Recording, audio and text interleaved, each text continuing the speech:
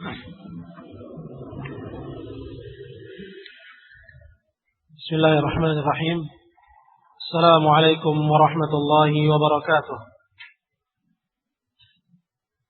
Alhamdulillah wassalatu wassalamu ala Rasulillah wa ala alihi wa ashabihi wa man tabi'ahu hudahu wa ba'd. Melanjutkan bacaan kitab Al-Usul Ats-Tsalatsah. Telah diketengahkan pada sesi yang pertama tadi.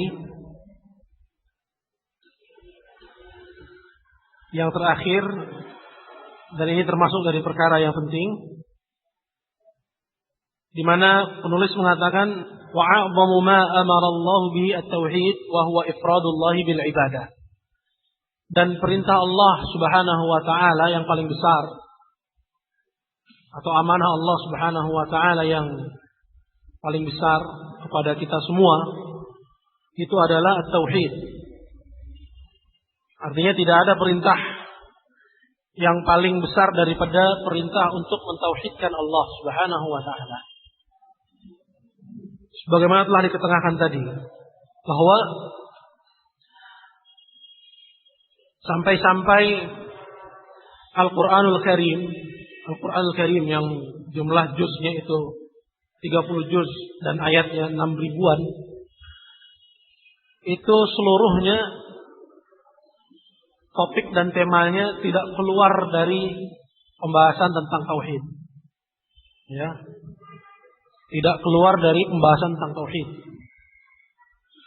Karena at-tauhid ini merupakan poros dari agama Islam dan intisari dari ajaran Islam, yaitu perintah Allah Subhanahu wa taala kepada kita untuk kita beribadah hanya kepadanya. Dan ini perintah yang Allah Subhanahu wa taala perintahkan kepada segenap manusia, dan juga untuk itu Allah Subhanahu wa taala ciptakan mereka. Sebagaimana yang telah kita ambil dalilnya tadi. Dan juga telah kita ketengahkan tadi bahwa tauhid dalam pengertiannya yang umum itu ada berapa macam? Ada 3 ya.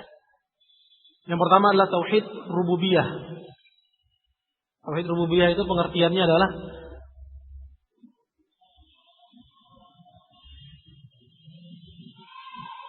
ifradullah ta'ala bil khalqi wal mulki wat tadbir.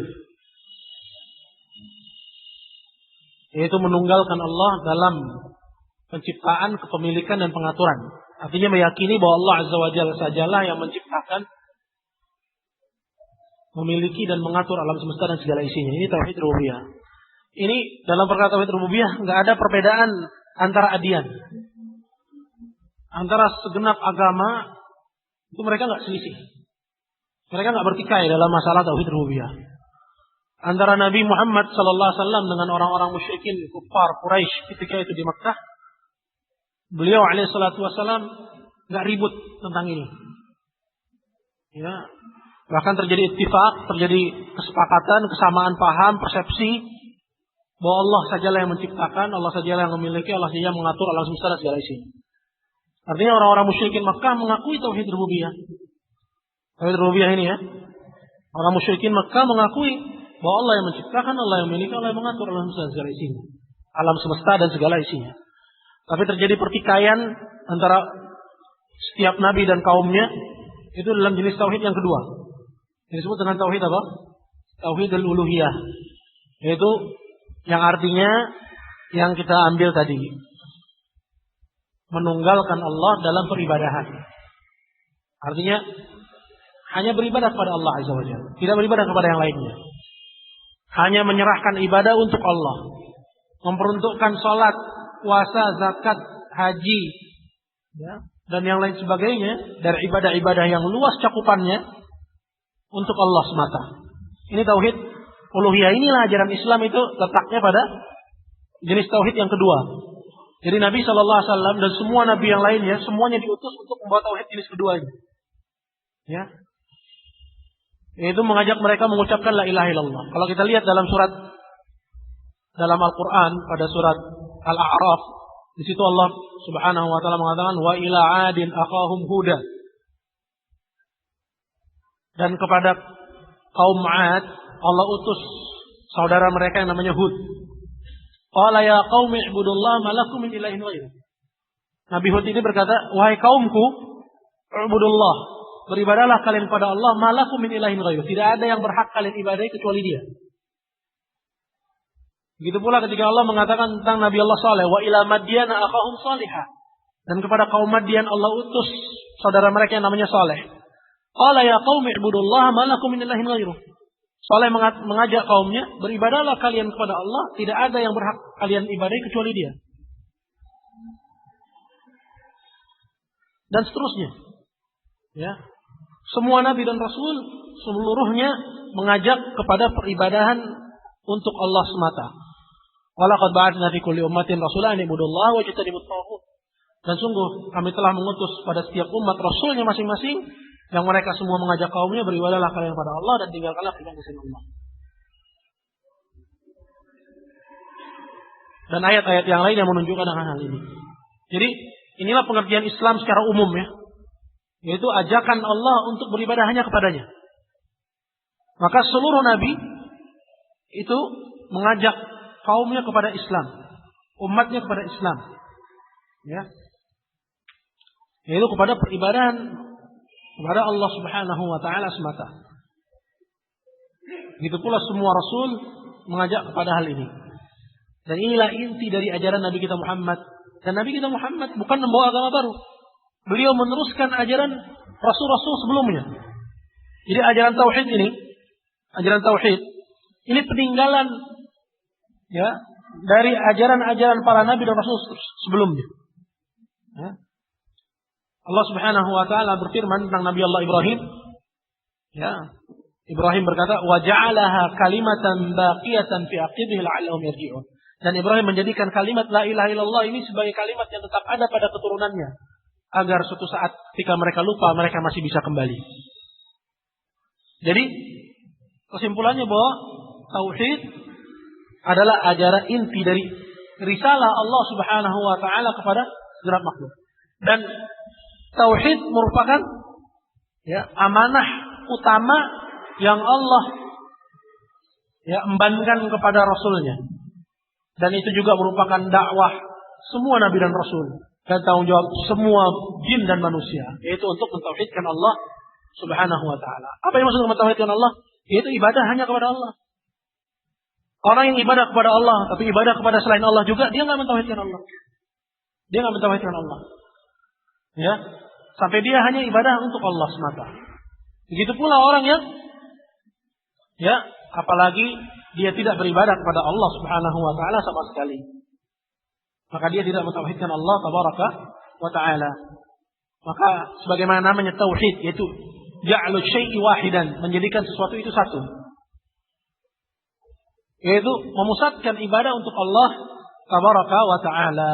Memusatkan ibadah dan memperuntukkannya hanya untuk Allah Subhanahu wa Ta'ala. Maka kalau yang paling Allah perintahkan atau perintah Allah terbesar itu tauhid, maka larangan Allah terbesar itu lawannya.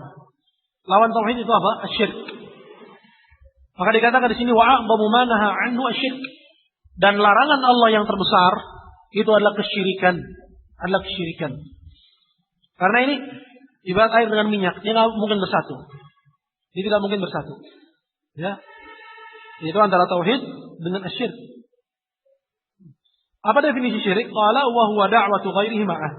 Pengertian syirik itu adalah di saat kamu beribadah kepada Allah, kamu masih beribadah kepada selain Allah.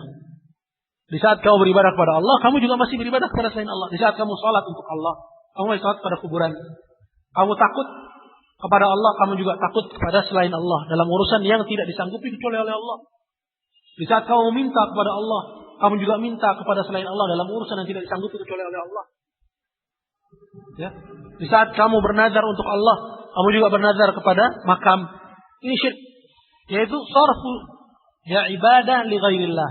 Sarfu syai'in ya minal ibadat li ghairillah. Memperuntukkan salah satu dari macam-macam ibadah untuk selain Allah. Ini syirik. Maka ini apa namanya? Kesyirikan. Jadi nggak boleh memperuntukkan ibadah untuk selain Allah Subhanahu wa taala. Nah, ini pengertian asyirk. Wa dalilu qauluhu ta'ala katanya. Dan dalil, yaitu dalil bahwa Perintah Allah yang paling besar adalah tauhid. Larangan Allah yang paling besar adalah kesyirikan. Adalah firman Allah Ta'ala yang terdapat dalam surat Nisa pada ayat yang 36. Wa'budullaha wa la tusyriku bihi syai'a. Dan beribadahlah kalian kepada Allah dan jangan kalian menyekutukannya dengan suatu apa. Beribadahlah kalian kepada Allah dan jangan kalian menyekutukannya dengan suatu apa. Dan bahaya-bahaya kesyirikan ini banyak. Bahaya-bahaya dari kesyirikan. Di antaranya, bahwa kesyirikan itu adalah kezaliman yang paling besar. Sebagaimana wasiat Luqman kepada anaknya. Ya bunayya la tusyrik billah inna syirka la zulmun azim. Wahai anakku, jangan kamu menyekutukan Allah. Sesungguhnya menyekutukan Allah itu adalah kezaliman yang paling besar. Nah, kezaliman yang paling besar paling besar daripada kezaliman besar lainnya. Apa itu? Yaitu menyekutukan Allah Subhanahu wa taala. Kalau ditanya apa dosa paling besar? Kesyirikan kepada Allah Azza wa Jalla. Apa dosa yang tidak diampuni? Kesyirikan kepada Allah Azza wa Jalla. Di sana banyak dosa-dosa besar, ya, tapi tidak kalah besar dari kesyirikan. Ya. Melakukan ta'addi ala huquq al-ghair, kesewenangan kepada hak sesama, ini dosa. Ya. Merampok, mencuri, ghibah, namimah, korupsi. Ya. Ini dosa. Tapi ini tidak lebih besar daripada kesyirikan kepada Allah Azza wa Jalla. Tidak lebih besar daripada kesyirikan kepada Allah Azza wa Jalla. Kenapa? Karena kesyirikan kepada Allah Azza wa Jalla ialah merampas hak Allah Azza wa Jalla. Apa hak Allah untuk diibadahi? Ya. Dalam sebuah hadis dikisahkan Rasulullah sallallahu alaihi wasallam membonceng Mu'adz. Ya, di atas kendaraannya ketika itu seekor keledai. Kemudian Rasulullah berkata, "Ya Mu'adz, wahai Mu'adz, atadri ma haqqullahi 'alal ibad?" Tahukah kamu apa hak Allah atas hamba? Maksudnya, tahukah kamu apa kewajiban hamba kepada Allah? Wa ma haqqul ibadi 'ala Allah? Dan apa balasan Allah untuk si hamba? Kalau si hamba menunaikan hak Allah. Kata Mu'adz, Allah wa rasuluhu a'lam. Allah dan Rasulnya yang tahu. Kemudian kata Rasulullah, haqqullahi 'alal ibad, hak Allah atas hamba, artinya kewajiban hamba kepada Allah, ayya'buduhu wa la yusyriku bihi syai'an. Dia beribadah kepada Allah semata dan tidak menyekutukannya dengan sesuatu apapun. Ini hak Allah. Jadi nggak boleh digugat, ini hak. Maka ketika hak Allah ini digugat, ya, akibatnya dahsyat. Di dunia sebelum di akhirat.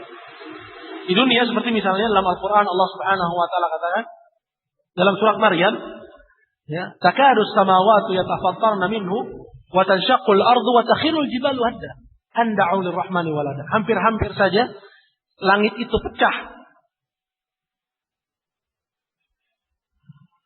dan bumi itu terbelah dan gunung-gunung itu runtuh ketika mereka mengatakan bahwa Ar-Rahman, yaitu Allah yang Maha Pemurah, memiliki anak.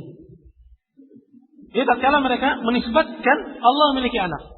Ini penisbatan Allah punya anak, itu apa sih? Berarti Allah punya sekutu. Karena anak memiliki sifat-sifat bapak gitu ya. Maka karena si bapak ini adalah menurut tuduhan mereka adalah Allah, maka si anak juga memiliki sifat-sifat uluhiyah. Maka ini ada sekutu.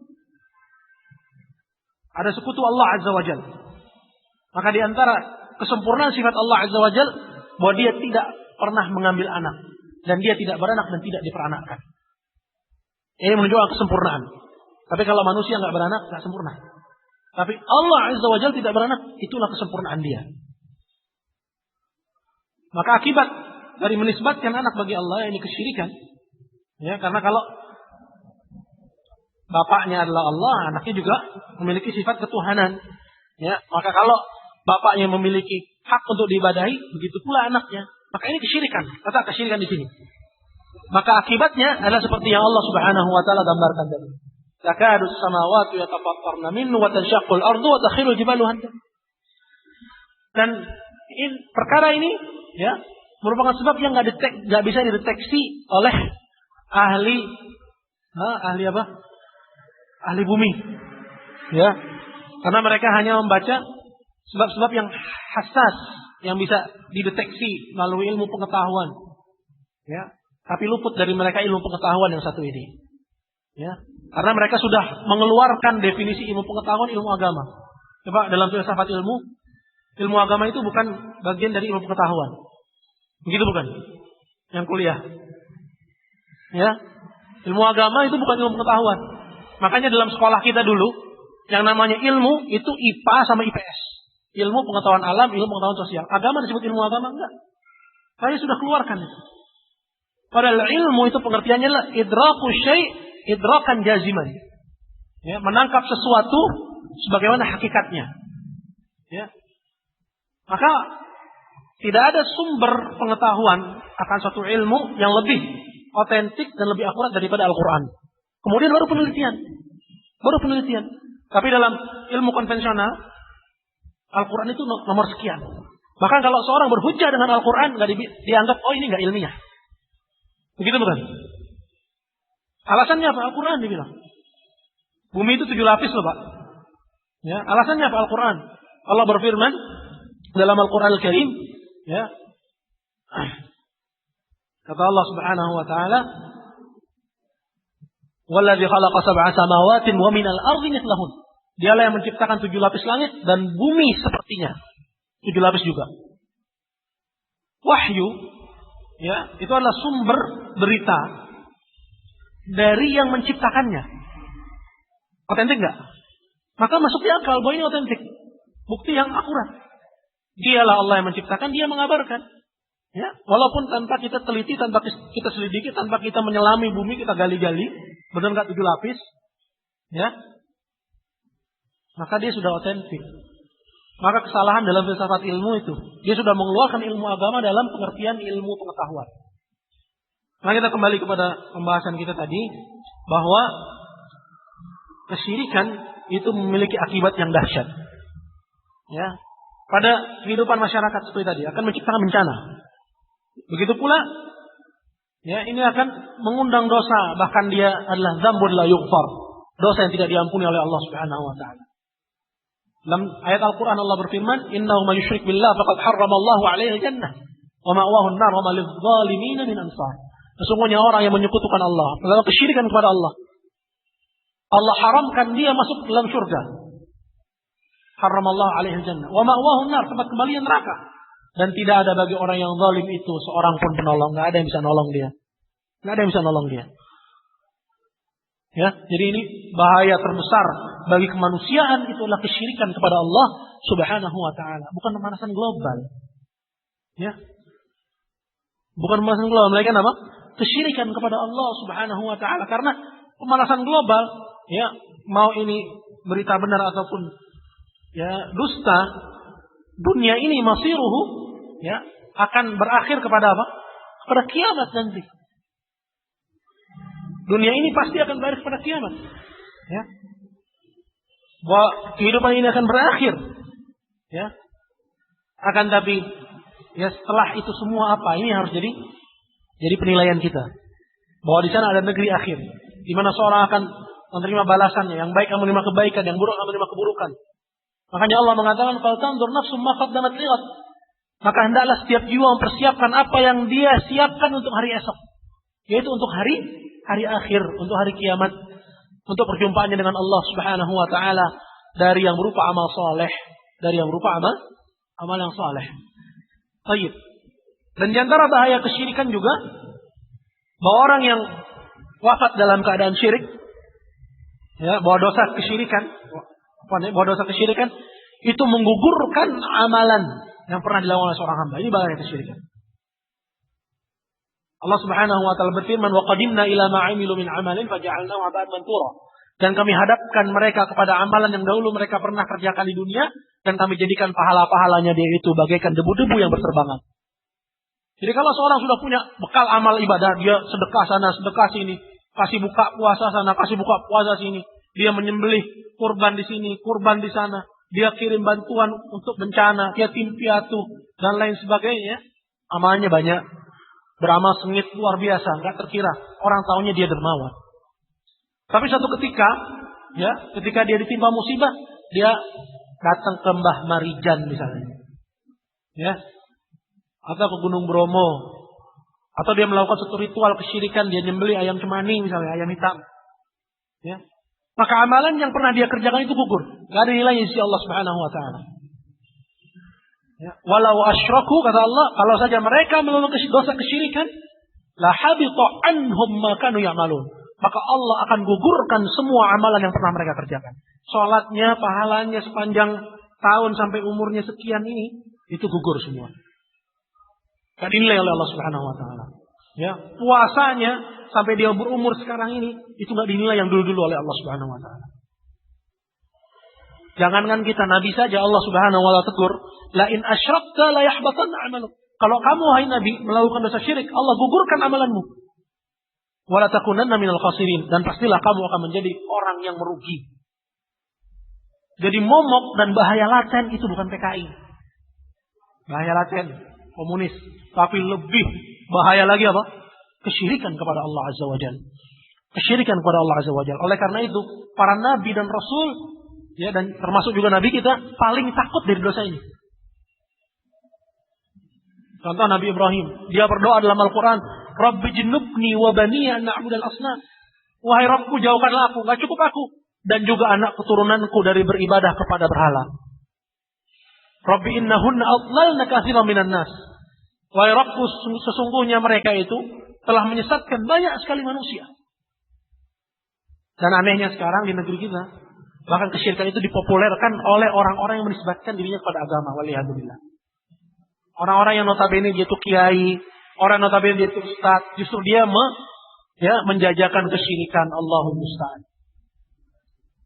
Dan Nabi kita Muhammad SAW juga berdoa, Allahumma inni a'udzubika an usyrika bika wa ana a'lam wa astaghfiruka mimma la a'lam.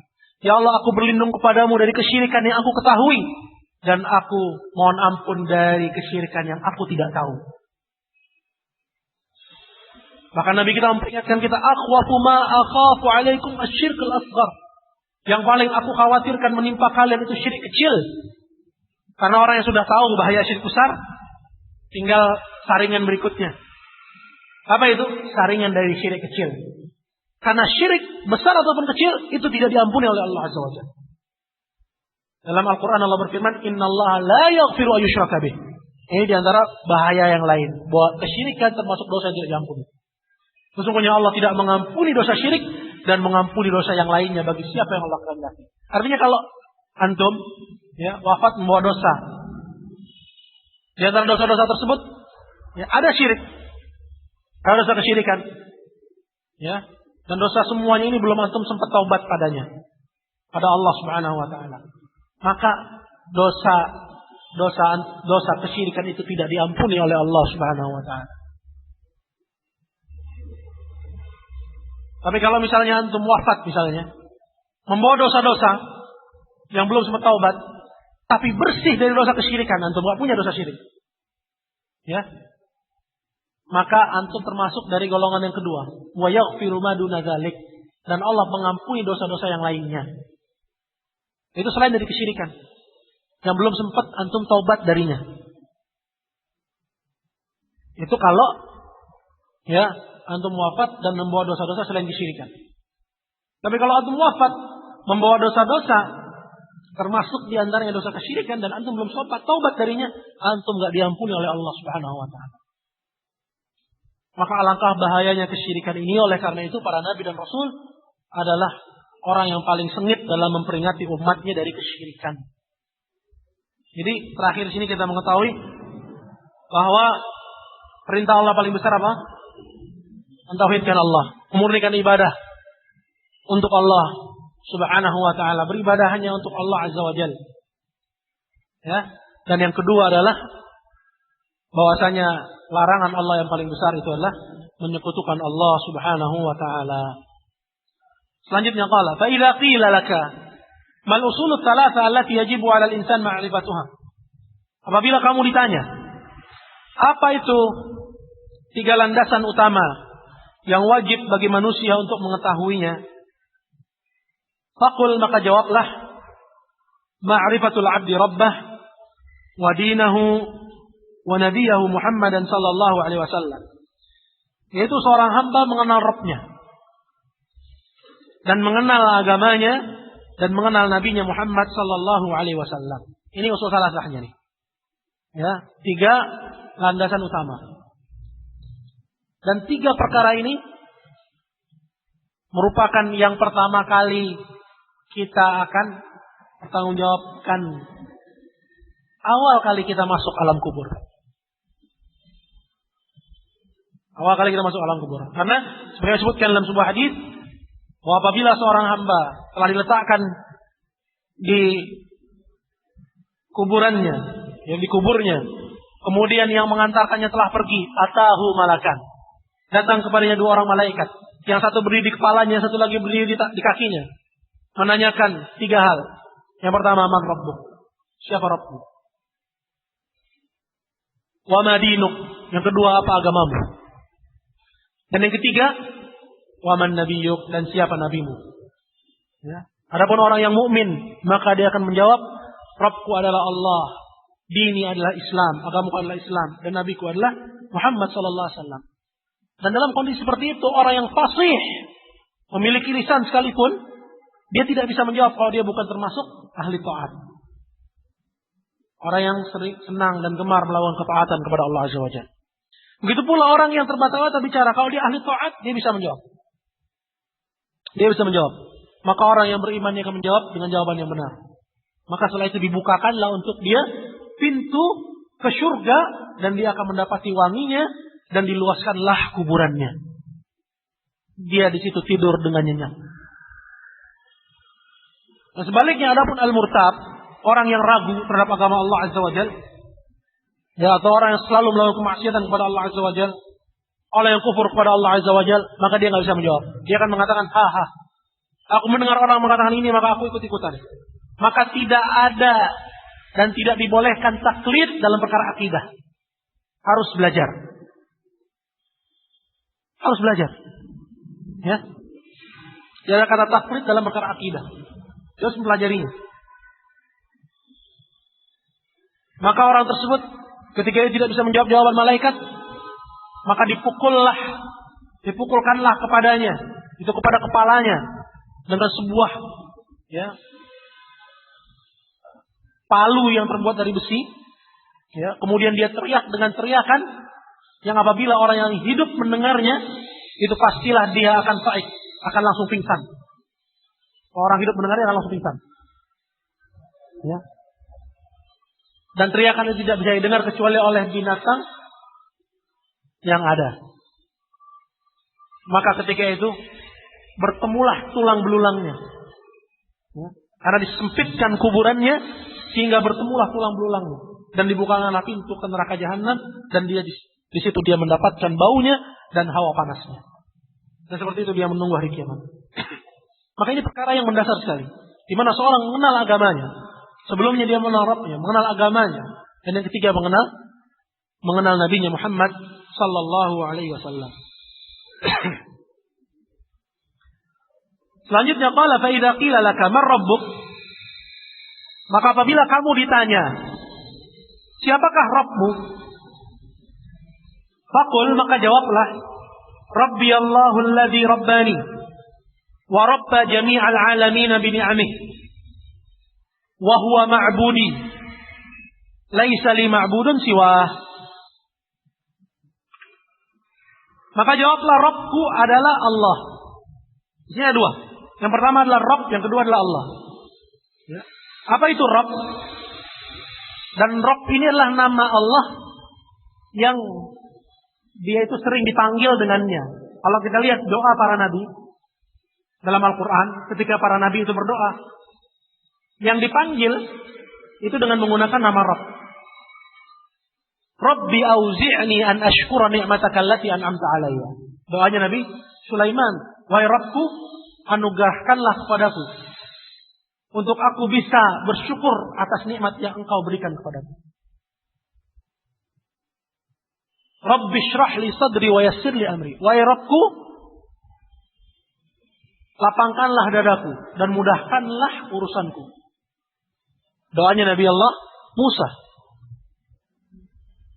Ini rahasia kenapa doa para nabi ya itu menggunakan nama Rabb. Kenapa? Karena Rabb ya itu adalah yang artinya Dzur Rububiyah.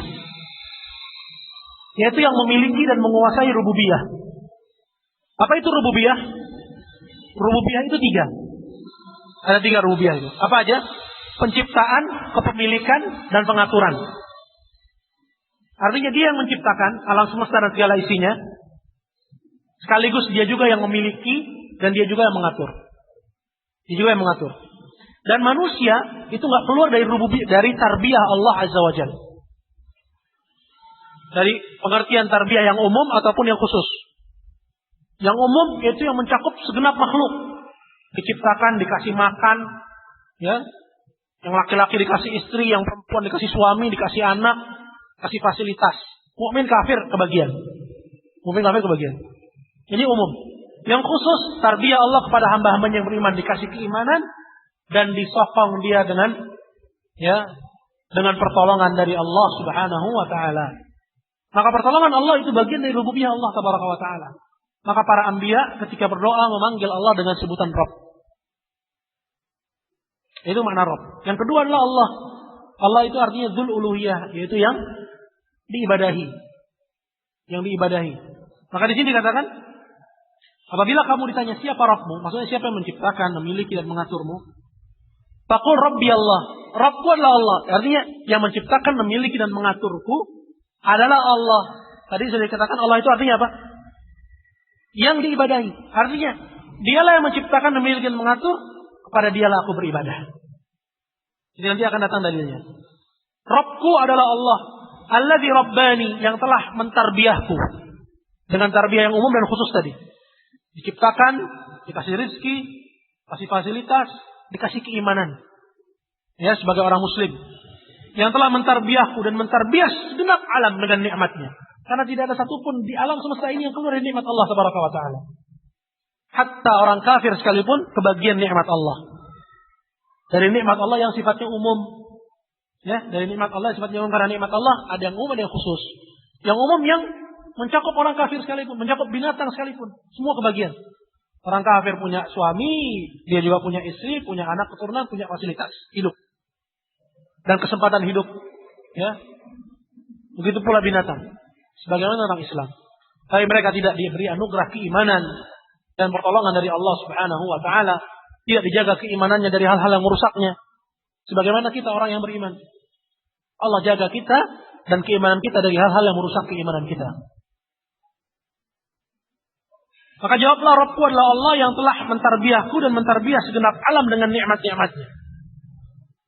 Ya, bahkan semua nikmat, ya, wa ma bikum bin ni'matin faminallah. Apapun nikmat yang ada pada kalian itu datangnya dari Allah Azza wa Jalla. Wa in ta'uddu ni'matallahi la tuhsuha. Apabila kalian ingin menghitung nikmat-nikmat Allah, kalian tidak mampu untuk menghitungnya. Benar. Bahwa dari pagi sampai ketemu pagi, seorang tidak lepas dari nikmat Allah Subhanahu wa taala. Maka sudah sepatutnya seorang bersyukur kepada Allah dan mencintai Allah Subhanahu wa taala. Sebagaimana disinggung oleh Syekh Muhammad bin Abdul Wahab dalam risalah yang lain, ya, tentang tafsir surat Al-Fatihah, bahwa suatu hal yang logis, ya, seseorang mencintai Allah. Kenapa? Karena nikmat yang dia rasa itu datang dari Allah. Ya, ketika seorang diberi oleh orang lain, dikasih, hatinya jadi cinta kepada orang itu, bukan? Nah ini ada satu dari nikmat kita bukan dari Allah. Tapi kenapa kecintaan kita kepada Allah tidak begitu besar? Tapi kenapa kecintaan kita kepada Allah tidak, ya, merupakan kecintaan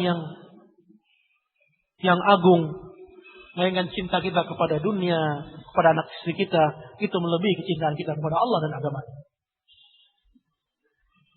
Jadi ayyuhal hadirin muliakan Allah, saudara-saudaraku yang berbahagia, maka semua nikmat itu datangnya dari Allah Subhanahu wa taala. Maka jawablah, kata Syekh, Rabbku adalah Allah yang telah mentarbiyahku dan mentarbiyah seluruh alam dengan nikmatnya. Ya. Seluruh alam tanpa terkecuali. Dari alam jin, alam manusia, alam tumbuh-tumbuhan, alam atas dan alam bawah. Ya. Dari yang menghuni langit dan yang menghuni perut bumi. Tidak satu pun yang keluar dari nikmat Allah Tabaraka wa ta'ala. Wa huwa ma'budi laisa li ma'budun siwa. Dan dia juga sekaligus sesembahanku. Dan tidak ada sesembahan bagiku selain dia. Tidak ada sembahan bagiku selain dia. Dan ini suatu hal yang fitri. Yang dikatakan oleh para ulama bahwa Tauhid rububiyah mengharuskan kepada tauhid uluhiyah. Artinya kalau seorang mengakui bahwa Allah yang menciptakan, memiliki dan mengatur, praktis seharusnya dia juga beribadah hanya kepada Allah Azza wa Jalla. Gitu kan? Karena dia tahu bahwa yang menciptakan, memiliki dan mengatur hanya Allah. Maka dia nggak beribadah kecuali kepada Allah Subhanahu wa taala semata. Maka di sini kan oleh Syekh, wa huwa ma'budi, dan dialah sesembahanku. Artinya hanya kepada dia aku beribadah. Laisa li ma'budun siwa, dan tidak ada sesembahan bagiku selain dia. Apapun. Apakah malaikat yang didekatkan kedudukannya dari Allah, walaupun dia adalah makhluk dari penghuni langit yang mulia, enggak berhak diibadahi. Atau nabi yang Allah utus dari penghuni bumi yang paling mulia, juga enggak berhak untuk diibadahi. Karena ibadah itu hak mutlak milik Allah Subhanahu wa ta'ala. Wa dalilu qauluhu ta'ala, dan dalil akan hal ini adalah firman Allah Ta'ala, Alhamdulillahi Rabbil Alamin. Segala puji bagi Allah, Rabb segenap alam. Yaitu yang menciptakan, memiliki, mengatur segenap alam. Nah, ini yang kita baca dalam surat Al-Fatihah. Ya, ketika kita baca Bismillah, setelah kita baca ta'awud, ya, dengan sir, ya, a'udzubillahi minasyaitonirrajim. Kalau Bismillah boleh sir, boleh dijaharkan. Bismillahirrahmanirrahim. Alhamdulillahi Rabbil Alamin. Segala puji bagi Allah Rabb segenap alam. Atas apa? Segala puji atas apa? Ini suatu pertanyaan. Ya, maka apa jawabnya? Atas nikmat-nikmat yang Dia anugerahkan. Ya, atas nikmat-nikmat yang telah Dia berikan. Ya, segala puji atas itu semua. Ya, dari sini dikatakan oleh Syekh bahwa rukun ibadah yang pertama itu adalah apa? Al-mahabbah, kecintaan. Kenapa? Karena ya, sudah menjadi suatu hal yang logis, ya. Jiwa manusia itu tergantung kepada orang yang berbuat baik kepadanya, kepada pihak yang berbuat baik kepadanya. Suatu hal yang logis, jiwa manusia bergantung kepada pihak yang berbuat baik kepadanya. Dan nikmat yang ada pada manusia itu semuanya datang dari Allah Azza wa Jalla. Ya, datangnya dari Allah Azza wa Jalla. Maka dia layak untuk kita cintai dengan kecintaan yang tidak bisa disetarakan dengan kecintaan. Maka pada firman Allah Alhamdulillah Rabbil Alamin, ini diambil rukun ibadah yang pertama itu apa? Al-mahabbah, kecintaan. Ya. Jadi segala puji atas Allah, ya, Rabb segenap alam, itu segala puji atas nikmat-nikmat yang Dia berikan. Maka aku mencintai Dia dengan kecintaan yang tidak bisa dibandingkan dengan kecintaan. Ya. Paham ya? Maka ini rukun ibadah yang paling utama, cintaan kepada Allah. Jadi ketika kita sholat, ya karena kita cinta kepada Allah Subhanahu wa taala. Jadi nanti akan datang pembahasannya pada masalah ihsan. Masalah ihsan. Ihsan itu tingkatan agama yang ketiga. Ya, setelah Islam, iman, yang ketiga apa? Ihsan. Ihsan ada satu rukun ihsan itu. Apa rukunnya? An ta'budallaha ka'annaka tarah. Kamu beribadah kepada Allah seolah-olah kamu melihatnya. Kalau kamu nggak bisa melihatnya, ketahuilah bahwa Dia melihatmu. Dibagi oleh ulama, satu rukun ini menjadi dua. Yang pertama itu yang paling utama, yaitu beribadah kepada Allah dengan kecintaan. Karena beribadah kepada Allah seolah-olah kamu melihatnya. Ya, seolah kamu melihatnya. Itu ibadah orang yang cinta. Tapi kalau kamu nggak bisa melihatnya, ketahuilah bahwa Dia melihatmu. Ini ibadah orang yang takut, orang yang diperhatikan. Dan dua-duanya akan melahirkan sikap ihsan dalam ibadah. Gimana sih orang yang dilihatin? Ya, dilihatin sama Allah gitu loh. Ente aja kalau misalnya di kantor, ya, datang bos, misalnya bosnya agak streng, mondar-mandir, ngelihat kerjaan karyawannya, ya, nggak lagi buka-buka Facebook di kantor, ya, atau chatting di kantor, langsung dia sibuk dengan pekerjaannya, ya, misalnya yang suka buka Facebook di kantor, ya, begitu pula, ini ibadah orang yang apa? Atau pekerjaan orang yang apa? Orang yang takut karena diperhatikan. Akan melahirkan ihsan nggak? Akan melahirkan ihsan. Ihsan, perbuatannya akan bagus. Tapi ini nggak lebih utama dari yang pertama. Mana yang lebih utama? Yaitu ibadah orang yang cinta, yang berharap kepada Allah Azza wa Jalla. Ya, yaitu anta'budallaha ka'annaka tara. Kau beribadah kepada Allah seolah-olah kamu melihat Dia. Nah, ini nanti akan datang pembahasan tentang al-ihsan. Baik. Mari kita kembali. Maka dalilnya adalah firman Allah Ta'ala, alhamdulillahirabbil alamin. Segala puji bagi Allah Rabb segenap alam. Ya, kita katakan di sini diambil dari firman ini, rukun ibadah yang pertama itu apa? Kecintaan. Bahwa ibadah itu harus dibangun di atas kecintaan. Yang kedua, rukun ibadah yang kedua apa? Rasa takut. Dan yang ketiga rasa harap. Ini semua ada dalam surat Al-Fatihah. Ya. Kalau cinta itu kita ambil dari alhamdulillahirabbil alamin, segala puji bagi Allah Rabb segenap alam. Adapun Ar-Rahmanir Rahim, kita ambil darinya rukun ibadah yang kedua, yaitu raja. Maka karena Allah Maha Pengasih lagi Maha Penyayang, maka rasa kasih sayangnya bisa diharapkan. Dan yang ketiga ada rasa takut. Ini rukun ibadah yang ketiga. Ya, yang kita ambil dari firman-Nya Maliki Yaumiddin. Dialah raja hari kemudian. Kita ditakut-takuti dengan hari kemudian atau hari pembalasan. Maka dengan ketiga rukun ini kita beribadah kepada Allah. Ya. Maka dikatakan pada ayat selanjutnya, Iyyaka na'budu wa iyyaka nasta'in. Kepada Engkaulah kami beribadah. Artinya dengan tiga rukun inilah kepada Engkau, ya Allah, aku beribadah. Dan aku mohon pertolongan. Ini tiga rukun dalam ibadah. Dan alhamdulillahirabbil alamin sendiri di sini ya menunjukkan bahwa Allah dialah yang mentarbiah seluruh alam. Dan termasuk dari seluruh alam itu siapa di situ? Antum. Artinya kita ini enggak keluar dari tarbiyah Allah tabaraka wa taala. Maka dikatakan di sini wa kullu ma siwallahi alam. Dan segala hal selain Allah itu disebut alam. Ada alam manusia, ada alam jin, ada alam tumbuhan. Ya. Wa ana wahidun min dzalikal alam. Dan aku salah satu dari alam itu semua. Salah satu. Menunjukkan kecilnya kita, hinanya kita di hadapan Allah, ya. Rendahnya kita di mata Allah Subhanahu wa taala.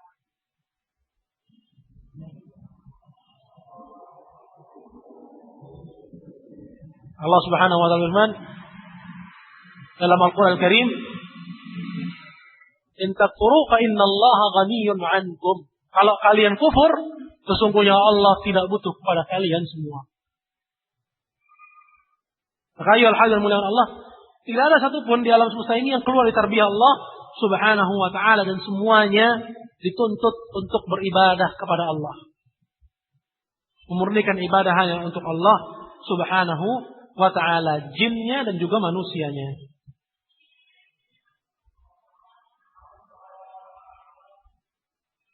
Selanjutnya qala, fa idza qila laka bima 'arafta rabbak, apabila kamu ditanya dengan apa kamu mengenal Rabbmu, dengan apa kamu mengenal Rabbmu, faqul bi ayatihi wa makhluqatihi, maka katakanlah, maka jawablah dengan ayat-ayatnya dan dengan makhluk-makhluknya. Ayat di sini adalah dengan tanda-tanda kebesarannya.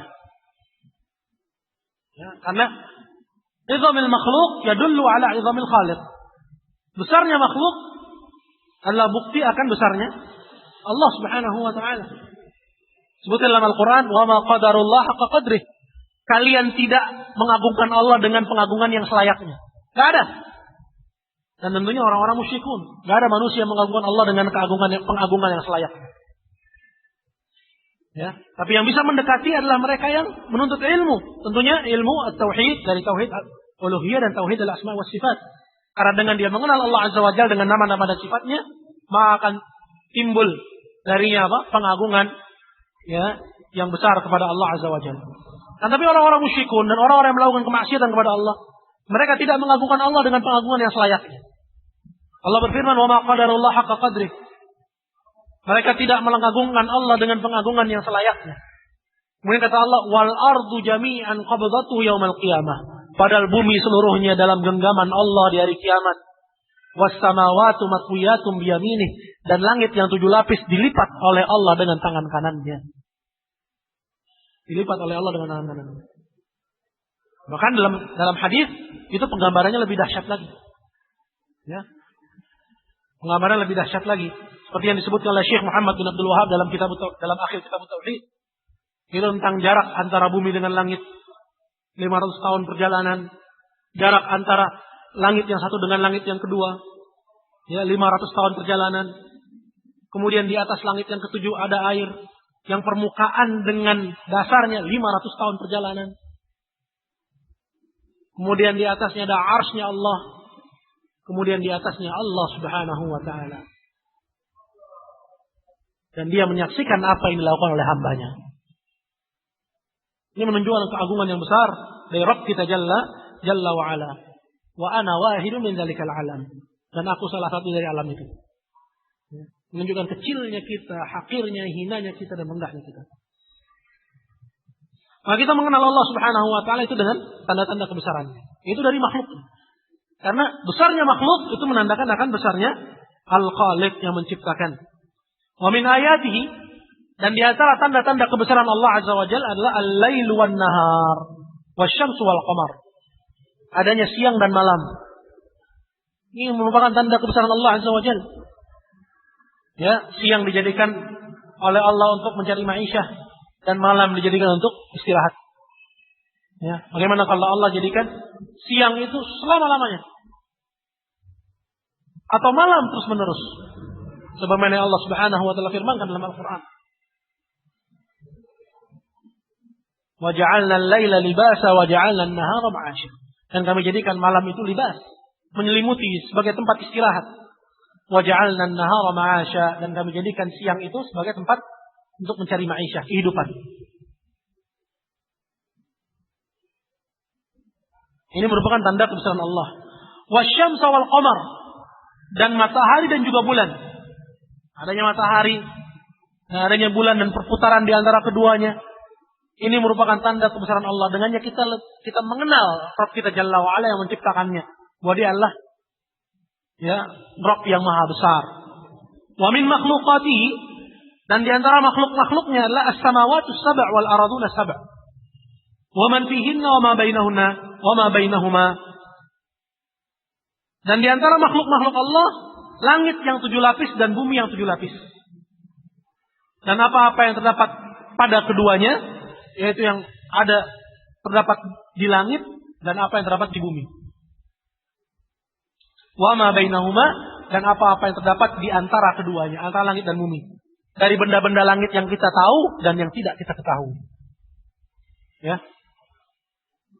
Ini merupakan tanda dari tanda-tanda kebesaran Allah Subhanahu wa ta'ala. Dan dalil akan hal ini adalah firman Allah Ta'ala, wa min ayati lailu wan nahar, dan di antara tanda kebesaran Allah adalah siang dan malam.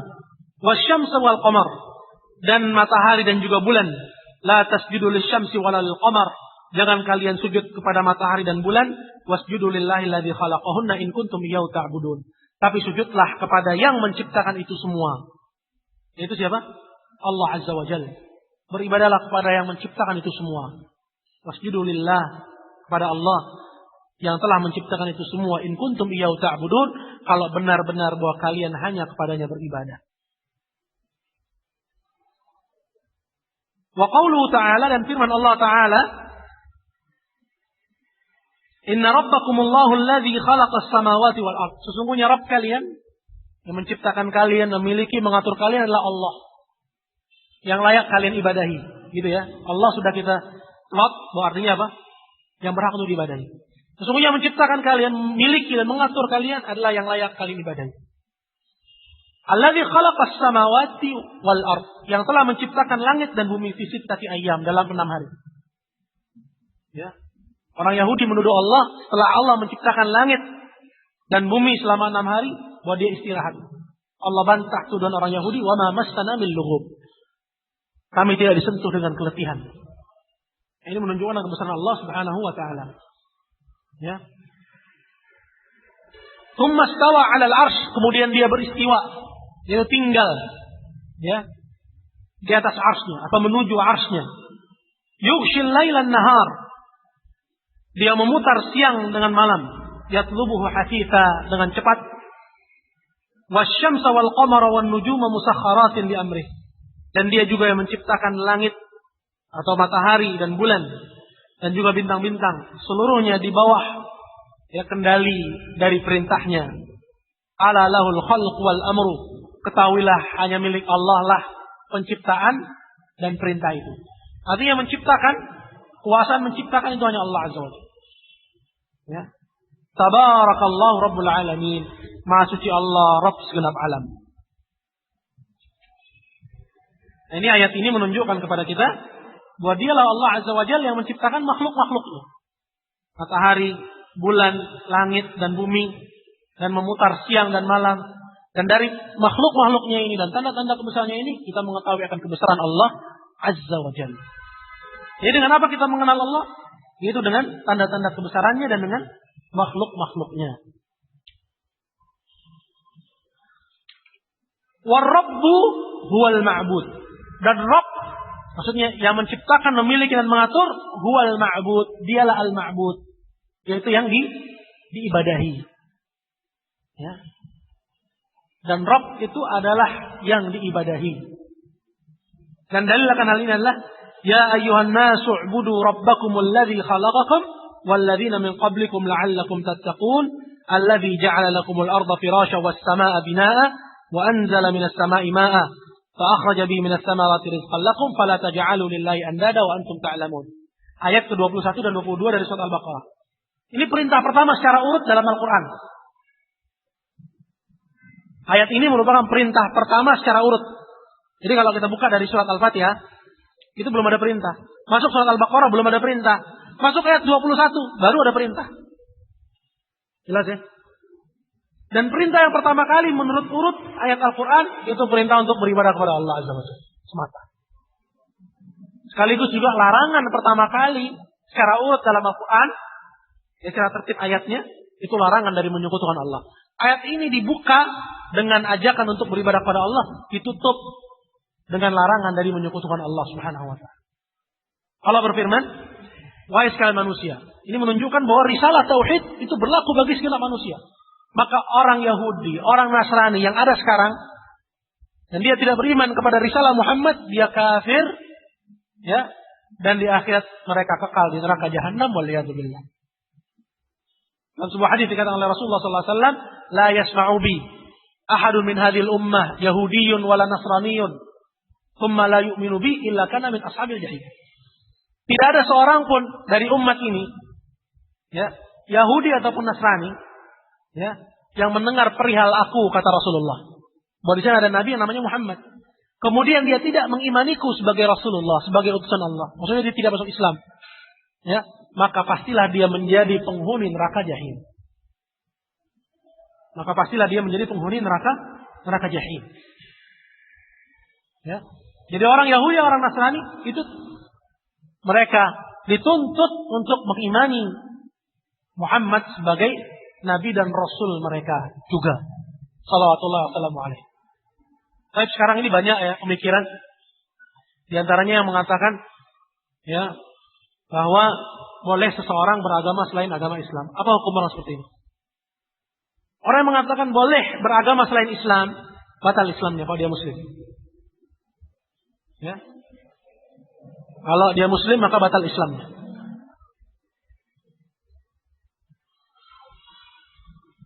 Maka orang tersebut laisu bi muslim.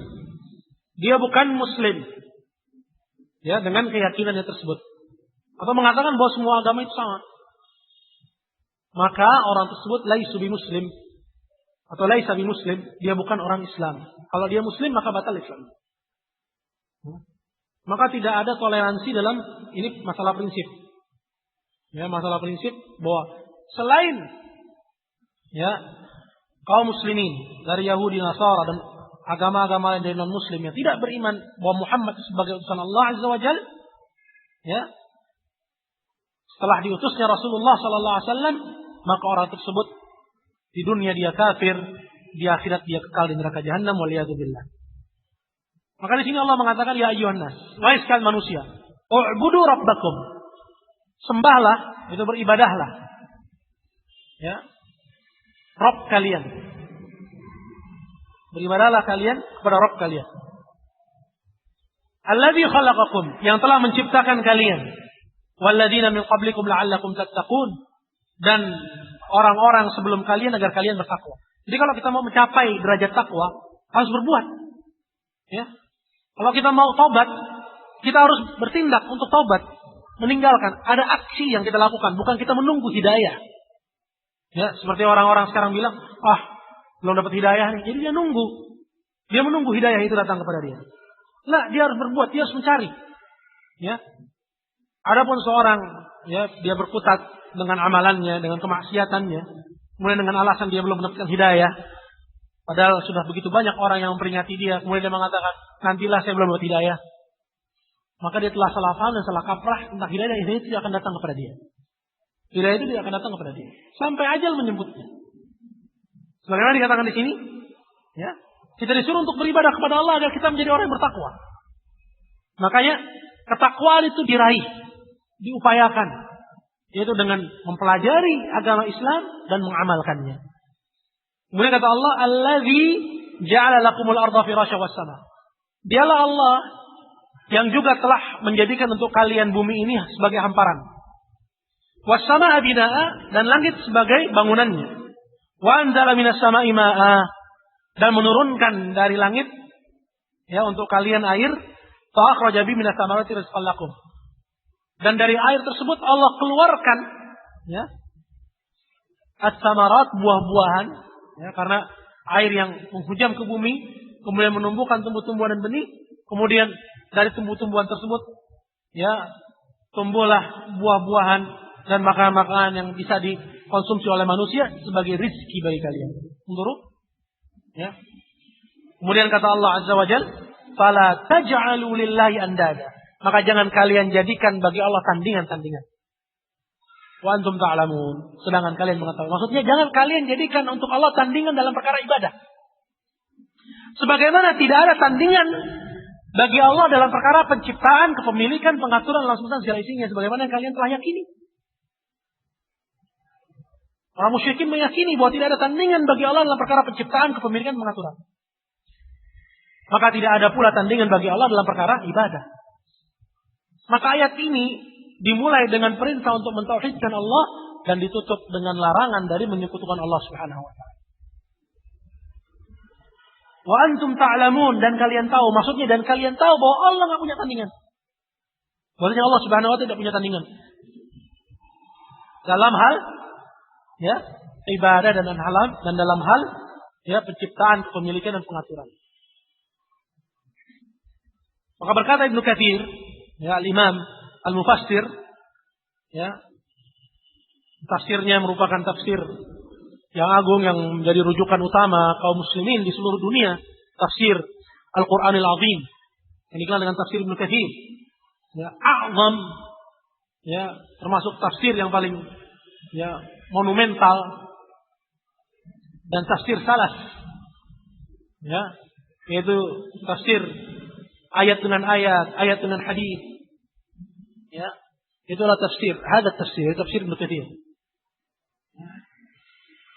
yang digunakan dan dipakai oleh semua mazhab. Dan Al-Imam Ibnu Katsir sendiri mazhabnya Syafi'i. Tapi tafsir yang dipakai oleh semua mazhab, segala mazhab. Beliau berkata, ya, beliau adalah Imaduddin Abul Fida Ismail bin Umar.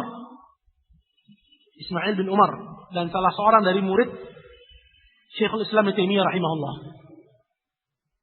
Ibnu Katsir. Qala Ibnu Katsir rahimahullah.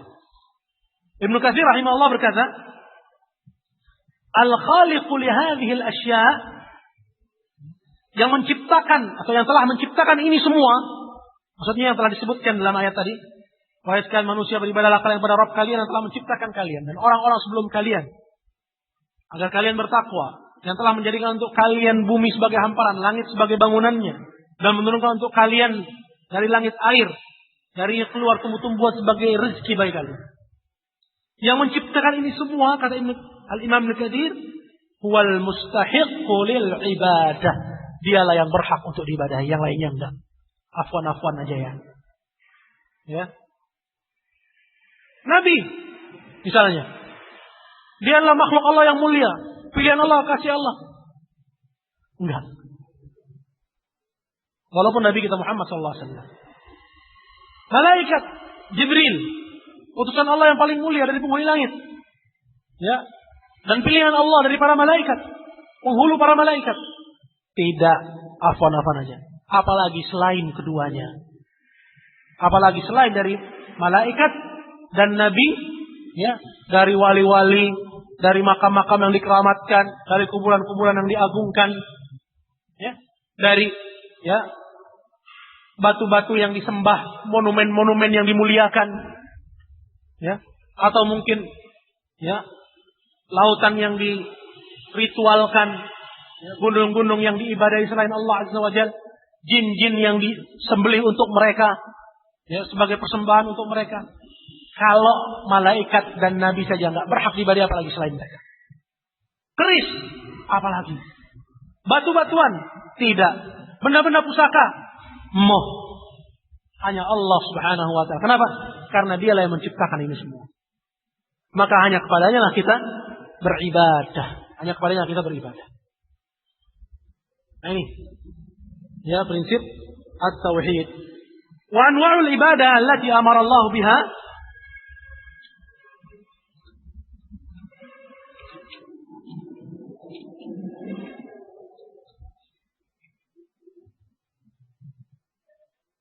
Dan macam-macam ibadah allati amara Allah biha mithl al-islam wal iman wal ihsan wa minhu ad-du'a wal khauf wal raja' wal tawakkul wal raghbah wal rahbah wal khusyu' wal khasyah wal inabah wal isti'anah wal isti'adzah wal istighatsah wal dhabhu wal nadru wa ghairu dhalika min anwa'il ibadah allati amara Allah biha kulluha lillah. Dan macam-macam ibadah yang Allah perintahkan, contohnya seperti Islam, seperti iman, seperti ihsan, termasuk juga ibadah doa. Jadi kita akan bahas satu persatu. Seperti juga al-khauf, rasa takut, ar-raja, rasa harap, at-tawakkul, bertawakal, ar-raghbah war-rahbah wal khusyu'. Ya, raghbah itu berharap, ar-rahbah cemas. Ya, nanti akan dibahas satu persatu. Wal khusyu', khusyu' itu ada nuansa takut juga. Ya, tapi nanti ada perbedaannya dengan al-khauf. Nanti kita bahas. Wal khasyah, begitu pula maknanya takut. Tapi ada perbedaan juga dengan khusyuk. Wal inabah, inabah itu rujuk, ya, bertaubat. Wal isti'anah wal isti'adzah. Isti'anah minta pertolongan, isti'adzah minta perlindungan. Wal istighatsah minta keselamatan. Wal dzabh menyembelih, wal nazar. Wa ghairi dzalika min anwa'il ibadah, dan yang lain sebagainya dari macam-macam ibadah. Yang dikumpulkan dalam pengertian yang komplit yang disebut oleh Syekhul Islam Ibnu Taimiyah dalam kitabnya Al-Ubudiyah, yaitu bahwa ibadah adalah ismun jami'un li kulli ma yuhibbullah wa yardah min al-a'mal wal aqwal adh-dhahir wal batinah. Segala hal yang dicintai dan diridhai oleh Allah dari perkataan dan perbuatan yang terlahir maupun tersembunyi. Maka apapun yang masuk dalam definisi ini, maka dia itu ibadah. Itulah ibadah. Syaratnya apa? Dicintai dan diridhai. Apakah dia itu ucapan ataukah dia itu perbuatan? Dari mana? Indikatornya apa? Ada perintah. Kalau diperintah berarti mengerjakannya dicintai. Ya.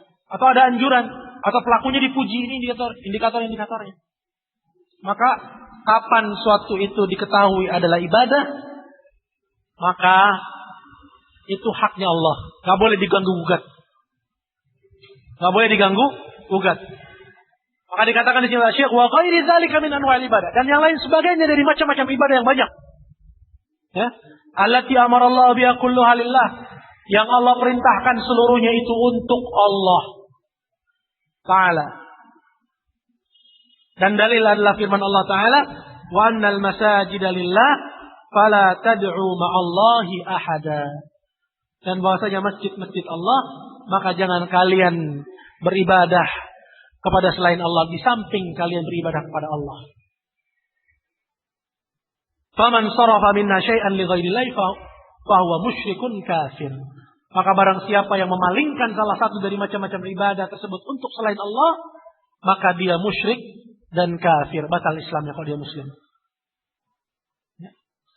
Dan dalil akan hal ini adalah firman Allah Ta'ala, wa man yad'u ma'allahi ilahan akhar la burhana lahu bih fa innama hisabuhu 'inda rabbih innahu la yuflihul kafirun. Barang siapa yang menyeru selain Allah, itu dia beribadah kepada Allah, dia juga beribadah kepada selain Allah. Ya, pada sesembahan yang lain selain Allah. Yang tidak ada perintahnya dari Allah, tidak ada burhannya, tidak ada buktinya. Fa innama hisabu inda rabbi, maka perhitungan dia nanti di sisi Allah. Innahu la yuflihul kafirun, sungguhnya Allah tidak memberi keberuntungan kepada orang-orang kafir. Dicap oleh Allah orang tersebut kafir. Siapa mereka? Yaitu yang memalingkan ibadah, itu memperuntukkan salah satu dari macam-macam ibadah untuk selain Allah Subhanahu wa ta'ala.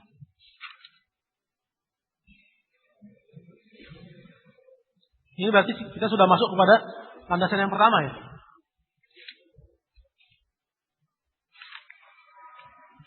Atau belum? Oh ya sudah.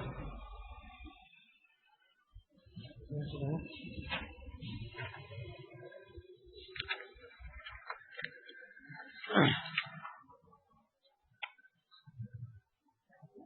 Sekarang kita masuk kepada dalil-dalil ibadah. Sebelum kita masuk pada dalil ibadah, saya sebutkan bahwa macam-macam ibadah yang Allah perintahkan itu seperti misalnya Islam, iman, dan ihsan. Ini akan datang pembahasannya nanti. Dengan singgung sekarang. Apa itu ihsan, apa itu iman, dan apa itu ihsan. Yang kedua disebutkan adalah doa. Ya, adalah doa. Qala fil hadis ad-du'a mukhul ibadah. Disebutkan dalam sebuah hadis, doa itu otaknya ibadah. Tapi yang sahih adalah ad-du'a huwal ibadah. Doa itu adalah ibadah. Wa dalilu qaulu ta'ala, dan dalilnya adalah firman Allah Ta'ala, wa qala rabbukum ud'uni astajib lakum. Innal ladzina yastakbiruna 'an ibadati sayadkhuluna jahannama dakhirin. Dan Rabb kalian berkata, berdoalah kalian kepadaku, aku akan penuhi. Maksudnya mintalah kalian kepadaku, aku akan penuhi. Sesungguhnya orang-orang yang sombong dari beribadah kepadaku. Disebut di awal doa, kemudian di akhir sebut ibadah. Berdoalah kalian kepadaku, sungguhnya orang-orang yang sombong dari beribadah. Sini letak pendalilannya. Maka doa itu ibadah. Maka orang-orang yang sombong dari beribadah kepadaku, maka dia akan dimasukkan dalam jahanam dalam keadaan hina. Asyahid yang kita maukan di sini adalah bahwa doa itu ibadah. Maka kalau telah jelas bahwa doa itu ibadah, nggak boleh kita palingkan untuk selain Allah Subhanahu wa ta'ala. Dan doa itu dua. Ada doa masalah dan ada doa ibadah. Doa masalah itu meminta. Ya, meminta hajat kita. Ini nggak boleh kita peruntukkan untuk selain Allah. Artinya kita tidak boleh meminta kepada selain Allah hajat kita. Ya. Tidak boleh kita minta hajat kita kepada selain Allah. Jadi kita nggak boleh minta kepada orang tua, atau kepada bapak, kepada ibu. Tidak boleh kita minta kepada saudara. Iya, nggak boleh kita minta hajat kita kepada siapapun selain Allah dari hajat-hajat yang tidak disanggupi pemenuhannya kecuali oleh Allah. Ini ayatnya, ya, syaratnya. Kita tidak boleh meminta kepada selain Allah urusan yang tidak disanggupi kecuali oleh Allah. Minta sama pawang untuk turunin hujan. Ini sama aja berdoa kepada selain Allah. Musyrik. Jatuh kepada kesyirikan. Minta anak kepada kuburan. Syirik. Jelas ya? Minta naik jabatan, ya, datang kepada dukun. Kata Pak Dukun, bikin ritual di tempat tertentu. Dia minta kepada selain Allah Azza wa Jalla. Ini syirik. Minta kesembuhan dari sakit yang menaun. Dia datang ke makam, dia datang ke dukun. Ya, dia lakukan satu ritual penyembelihan dan lain sebagainya. Ini adalah kesyirikan kepada Allah Azza wa Jalla. Kesyirikan kepada Allah Azza wa Jalla. Jadi nggak boleh meminta kepada selain Allah urusan yang tidak disanggupi kecuali oleh Allah Azza wa Jalla. Contohnya apa tadi? Bisa tambahin? Ya, minta rezeki, tambahan rezeki. Boleh nggak? Nah, boleh. Karena ini murni ya kendali Allah Azza wa Jalla. Tapi kalau minta ya, Pak Bu tambahin dong uang kuliah misalnya. Boleh. Kenapa? Karena ini perkara yang disanggupi oleh makhluk. Atau minta pertolongan. Boleh. Kalau orang tersebut mampu untuk menolong. Ya. Tapi kalau misalnya minta pertolongan sedangkan yang diminta pertolongan itu ada di belahan bumi lain dari ya dunia ini, sedangkan dia ada di belahan yang lainnya, dengan keyakinan bahwa dia itu bisa menolong, seperti yang diyakini oleh orang sufi, maka ini juga kesyirikan kepada Allah Azza wa Jalla. Di mana mereka minta pertolongan kepada syekh tarekatnya, ya, dalam suatu musibah atau suatu bencana, seperti yang dikisahkan oleh suatu buku ya, yang kemarin itu muncul. Siapa itu?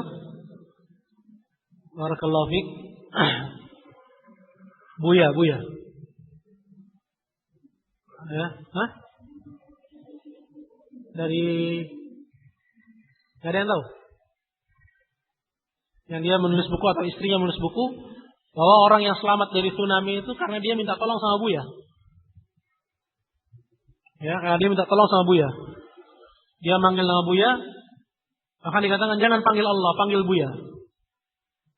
Maka dia selamat. Sehingga datanglah perahu besar katanya, merangsek menolong dia dan keluarganya. Sehingga orang itu selamat. Tahu nggak ini? Ya, belum lama ini muncul berita seperti itu. Baik. Dan doa yang kedua disebut dengan doa ibadah. Itu yang maksudnya adalah melaksanakan ibadah kepada Allah Azza wa Jalla, mengerjakan yang diperintahkan, meninggalkan yang dilarang.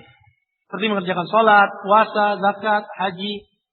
Karena pada dasarnya orang yang mengerjakan yang diperintahkan oleh Allah, dasarnya apa dia? Dia berharap, mengharapkan rahmat Allah, takut akan hukuman Allah Azza wa Jalla. Jadi dia itu laksana orang yang berdoa. Ya. Kenapa kamu sholat? Karena mengharapkan rahmat Allah. Ya, dan takut akan azab Allah Subhanahu wa taala. Ingin dijauhkan dari hukuman Allah. Makanya doa ibadah. Begitu pula apakah doa masalah tadi meminta atau doa ibadah, kedua-duanya enggak boleh diperuntukkan untuk selain Allah Subhanahu wa taala. Jelas ya? Wa dalilul khauf. Dan dalil bahwa takut itu adalah ibadah. Takut apa yang masuk dalam kategori ibadah? Itu takut kepada selain Allah. Ya. Takut kepada selain Allah. Ya. Dalam urusan yang tidak disanggupi kecuali oleh Allah. Takut kepada jin bahwa dia bisa mencelakakan. Ya. Tanpa izin Allah Subhanahu wa taala. Takut kepada seorang bahwa dia sanggup mencelakakan tanpa izin Allah Subhanahu wa taala. Ya, maka dalam kondisi seperti ini dia telah menyerahkan rasa takutnya ya kepada selain Allah Subhanahu wa taala. Maka takut dalam jenis seperti ini itu adalah ibadah. Tapi kalau seorang misalnya takut, ya dia takut kepada ketinggian, ya, ini takut yang fitrah. Gak boleh dikatakan kamu takut kepada selain Allah syirik. Gak boleh. Ya, kalau seorang takut dia sendiri, lawannya berempat besar-besar bawa senjata, gak boleh kamu takut. Ya, itu takut kepada selain Allah, kamu syirik. Itu salah kaprah. Ya, boleh seorang lari, bahkan yang berakal dia lari. Oh dia lawan, dia konyol. Ya. Kecuali kalau ada pertimbangan-pertimbangan lain, seperti misalnya ya hartanya akan diambil dan harta yang mau diambil bernilai. Tapi kalau hartanya 1.000 perak, kasih aja 1.000.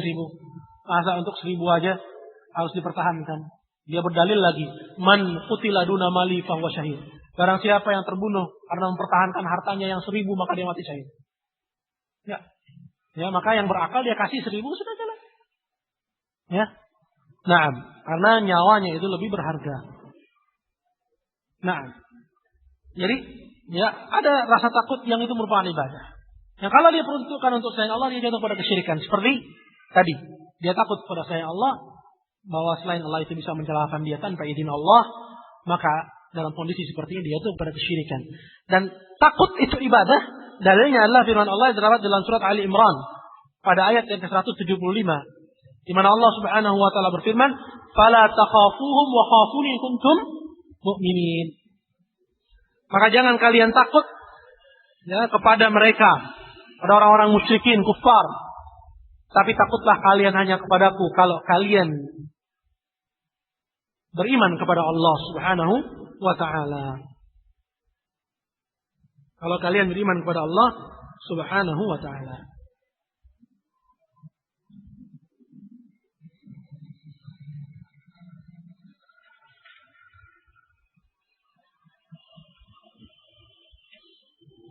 Kemudian yang berikutnya adalah ar-raja,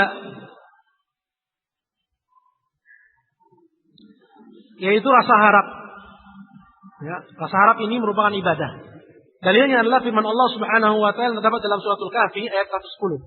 "Faman kana yarju liqa'a rabbih falya'mal 'amalan shalihan wa la yusyrik bi ibadati rabbi ahada." Maka barang siapa yang mengharapkan perjumpaan dengan Rabb-nya. Ya, maka disebut di sini barang siapa yang mengharap perjumpaan dengan Rabb-nya. Falya'mal 'amalan shalihan, maka hendaknya dia mengerjakan amalan yang saleh. Ya, amalan yang saleh, wa la yusyrik bi ibadati rabbi ahada, dan jangan dia menyekutukan dalam peribadatan kepada Rabb-nya dengan suatu apapun. Maka ar-raja yaitu rasa harap, ya, itu adalah ibadah. Maka tidak boleh seorang berharap kepada selain Allah, ya, seperti mengharap kepada makhluk dalam urusan yang tidak disanggupi kecuali oleh Allah. Dalam urusan selalu fight-nya begitu, selalu ya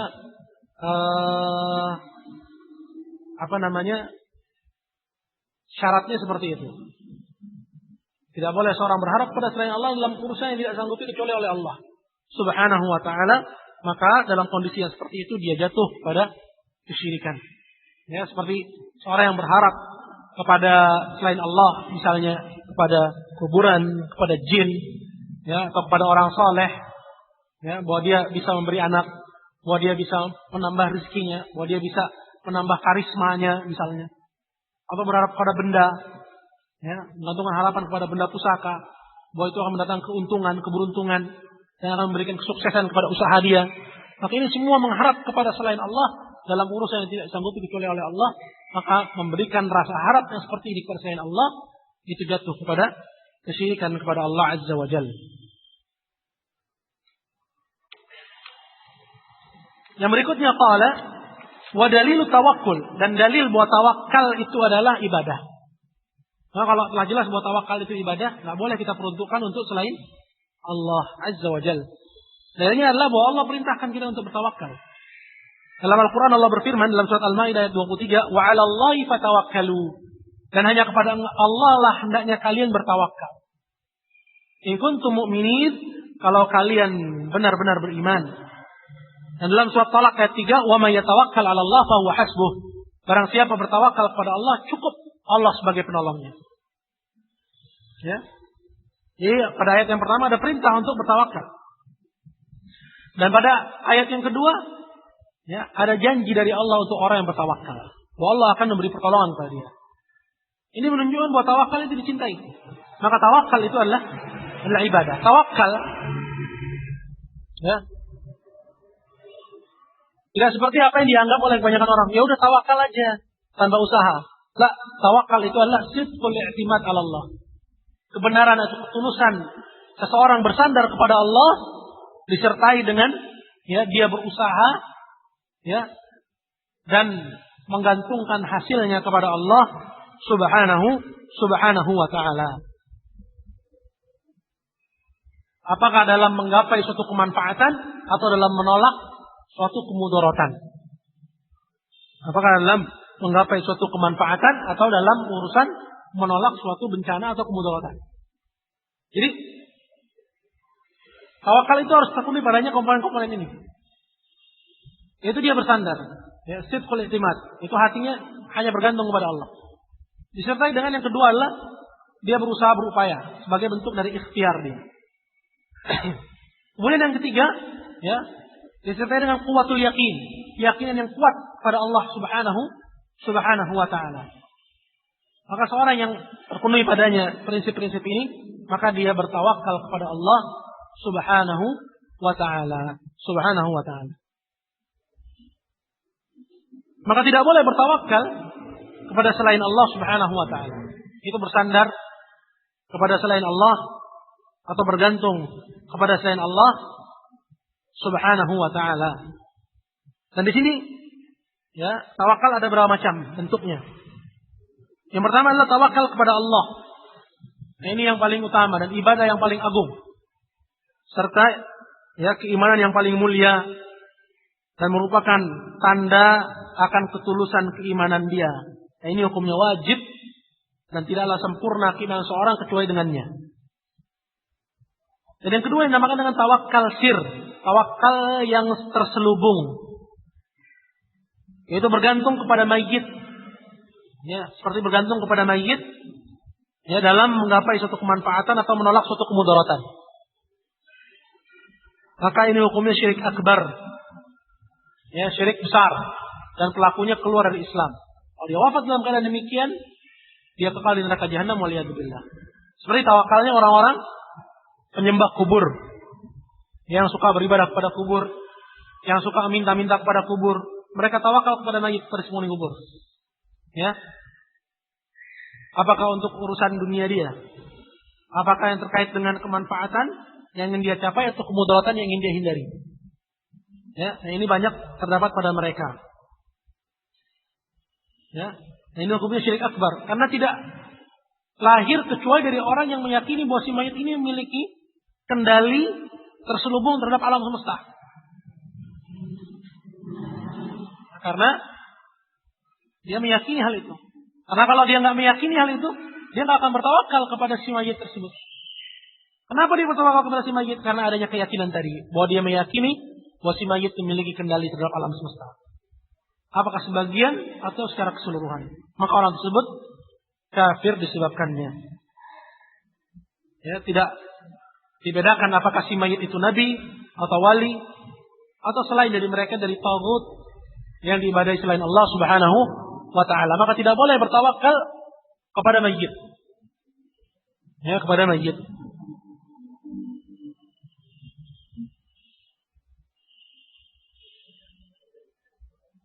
Kalau bertawakal kepada teman misalnya, boleh nggak? Ya, dalam urusan yang disanggupi oleh orang tersebut maka boleh.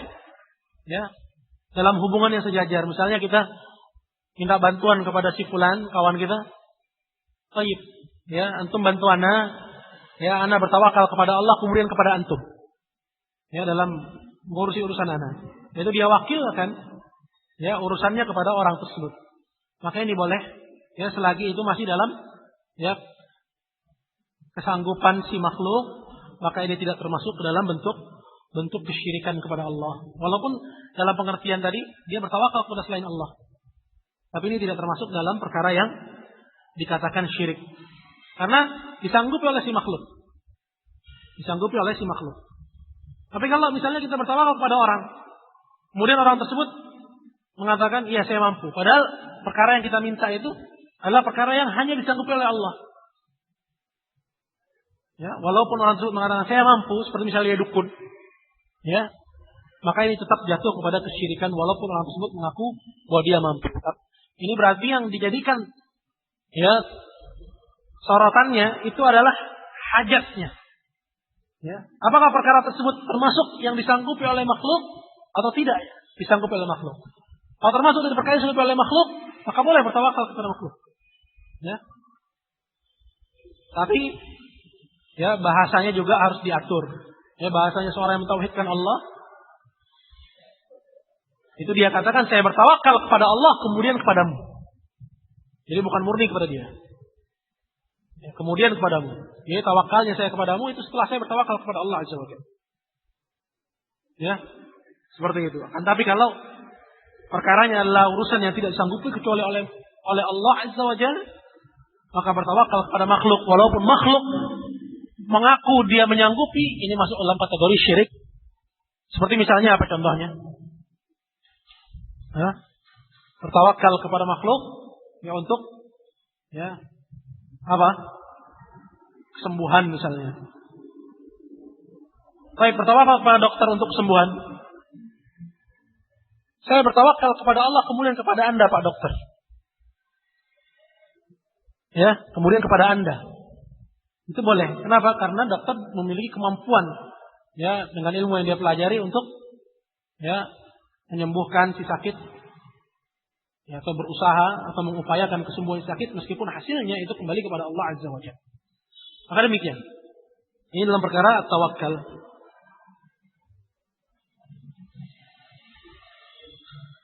Dan di sini ada ya beberapa lagi, ikhwah.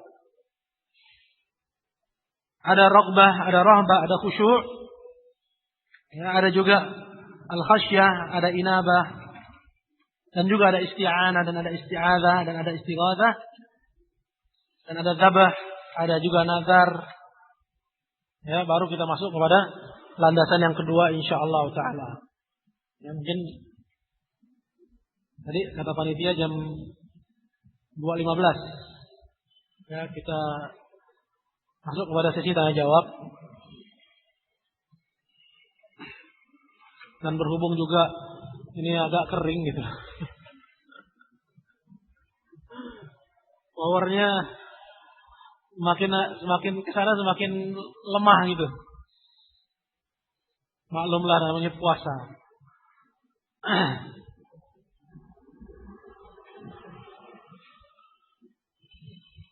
Jadi insyaallah taala sisanya kita tawakalkan kepada Ustaz Ali ya. Setelah kita tawakal kepada Allah, kita tawakalkan kepada Ustaz Ali untuk min fadlik menamatkan kitab. Jadi jangan sampai nggak tamat. Insyaallah kalau syarahnya nggak panjang lebar, tamat. Ya karena usul salasa itu ringan. Tapi kalau syarahnya terlalu panjang jadi berat. Tapi kira-kira Anda berat gak sih? Ya sudah, alhamdulillah. Meskipun pada beberapa titik mungkin agak melebar gitu ya. Sebenarnya ini bisa lebih cepat lagi kalau kita mau. Yang penting kita paham aja poin-poinnya. Usul salasa berarti selesai sudah, gitu loh. Karena di sebagian tempat usul salasa atau di pondok atau di kajian pekanan mungkin setahun habis itu. Ya karena dikupas habis.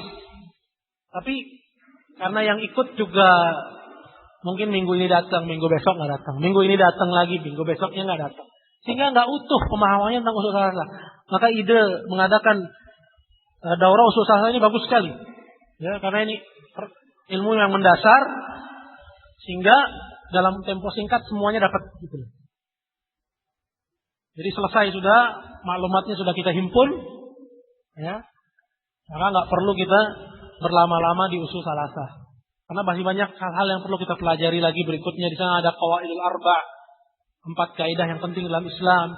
Ada nawaqidul Islam, pembatal-pembatal Islam. Ada usul sittah. Belum lagi kitabut tauhid. Belum lagi masuk kepada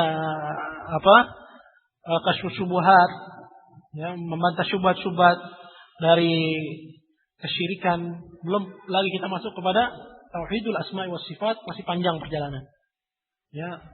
Tapi ini sudah prestasi yang besar kalau kita bisa menamatkan usul salasa. Jadi ya kita tawakalkan penamatan usul salasa ini kepada Ustaz kita Ali Basuki insyaallah seharinya.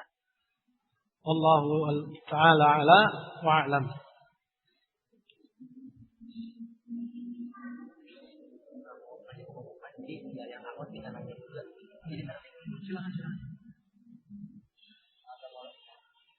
Assalamualaikum warahmatullahi wabarakatuh. Kali mau mengumumkan untuk yang pertanyaan, kalau yang berlima tidak pakai kertas, jawaban sampai ke depan. Kalau yang 2 tahun itu di ada itu yang menggunakan pertanyaannya itu bisa dilakukan. Terima kasih.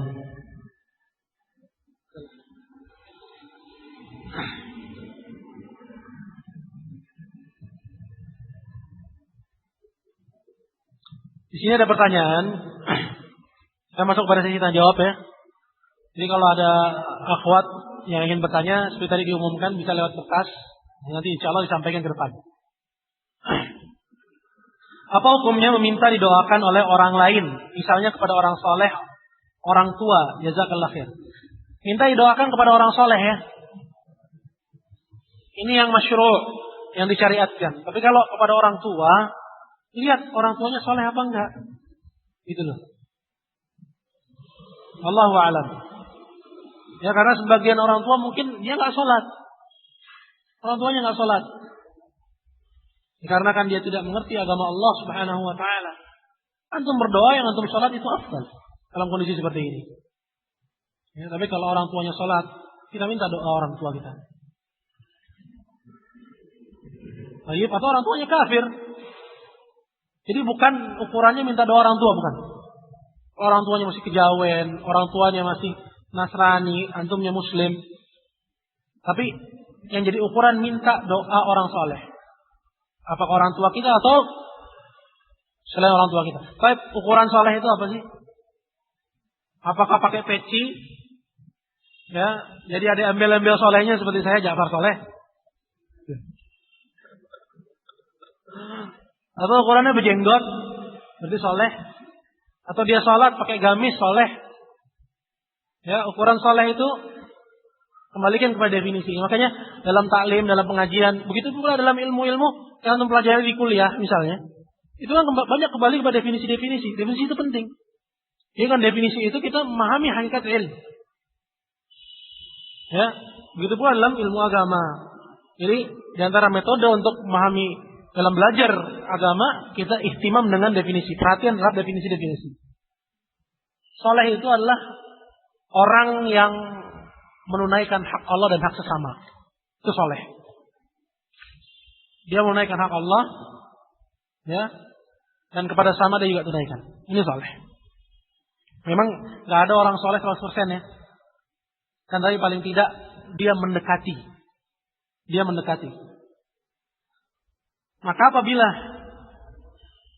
kita meyakini orang atau seseorang itu soleh, ya karena hakikat seorang itu soleh atau enggak ada yang tahu. Kita hanya menghukumi sesuai lahir. Dari yang saya tangkap dengan indera dia soleh. Ucapannya baik, dia menunaikan hak Allah sama. Hakikat dia pura-pura begitu atau enggak, hanya Allah yang tahu. Dan kita tidak dituntut untuk mengorek-ngorek dalemannya. Ya. Maka jawaban saya dibangun di atas definisi ini. Maka saya katakan, kalau antum mengetahui ada orang yang antum anggap soleh, dia antum anggap, ya antum boleh minta doa dia. Ya, dan ini salah satu dari bentuk tawassul yang dibolehkan. Karena tawassul itu ada banyak. Ya, ada tawassul syar'i dan tawassul yang tidak syar'i. Ya, ini pengklasifikasian yang umum. Dan diklasifikasikan lagi, dibagi lagi. Yang tidak syar'i itu, ya, atau yang syar'i. Nanti selain yang syar'i ini tidak syar'i. Yang syar'i itu tawassul diantaranya dengan doa orang soleh. Minta doa orang soleh. Ya. Begitu juga tawassul dengan amalan soleh. Seperti disebutkan dalam hadis dalam Riyadhus Shalihin tentang 3 orang yang terkurung dalam gua. Mereka tidak bisa keluar dari gua tersebut sampai masing-masing dari 3 orang itu berdoa kepada Allah dengan menyebutkan amal solehnya masing-masing. Kemudian yang ketiga, tawassul dengan nama-nama Allah yang husna. Allah berfirman, Allah Subhanahu wa taala berfirman, "Walillahil asmaul husna fad'uuhu biha." Milik Allah lah nama-nama yang husna, maka mintalah kepada Allah dengan menggunakannya. Ya Rahim irhamni, wahai zat yang maha pengasih, kasihilah aku. Allah yang diminta kasih sayang. Kalau diminta pemberian, ya Wahhab habli, berilah aku. Kalau diminta Allah taubat, ya Tawwab tub alayya, wahai yang maha menerima taubat, terimalah taubatku. Ya. Kalau yang minta adalah rezeki, ya Razzaq urzuqni, wahai zat yang maha memberi rezeki, berilah rezeki kepadaku. Jadi Allah dipanggil dengan nama yang sesuai dengan permintaan. Allah dipanggil dengan nama yang sesuai dengan permintaan. Ini bentuk dari tawassul dengan nama-nama Allah yang husna. Maka karena ya berdoa dengan atau minta doa oleh orang saleh, ini termasuk dari tawassul yang syar'i, ini hukumnya boleh. Ya, bahkan termasuk dari sebab dikabulkannya doa. Sebab dari dikabulkannya doa. Meskipun untuk dikabulkannya doa harus terpenuhi syarat-syarat yang lain. Ya, harus terpenuhi syarat-syarat yang lain. Ya. Di antaranya bahwa dia bukan orang yang makan dari harta yang haram, mengenakan pakaian yang haram atau dibesarkan dari harta yang haram. Sebagaimana disebutkan dalam hadis yang sahih dari Nabi Shallallahu Alaihi Wasallam. Ya. Dan dia juga penuhi adab-adabnya. Dia berdoa dengan menghadap kiblat, dia mengangkat tangan, kemudian dalam keadaan suci, taharah. Atau ingin dikabulkan lagi, dia dahulukan sebelum dia berdoa, dia sedekah dulu kepada orang-orang. Kalau dia berdoa kepada Allah, dia panjatkan hajatnya kepada Allah Azza wa Jalla, maka insya Allah selagi ya syarat-syaratnya terpenuhi dan tidak ada hal yang menghalangi dari terkabulkannya doa, maka doa itu akan dikabulkan oleh Allah Subhanahu wa ta'ala.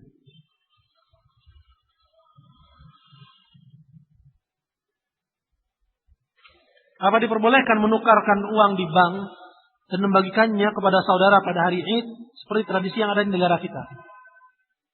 Pada dasarnya hukum muamalah dengan bank ribawi itu haram. Pada dasarnya, ya, hukum bermuamalah transaksi apapun dengan bank ribawi itu haram.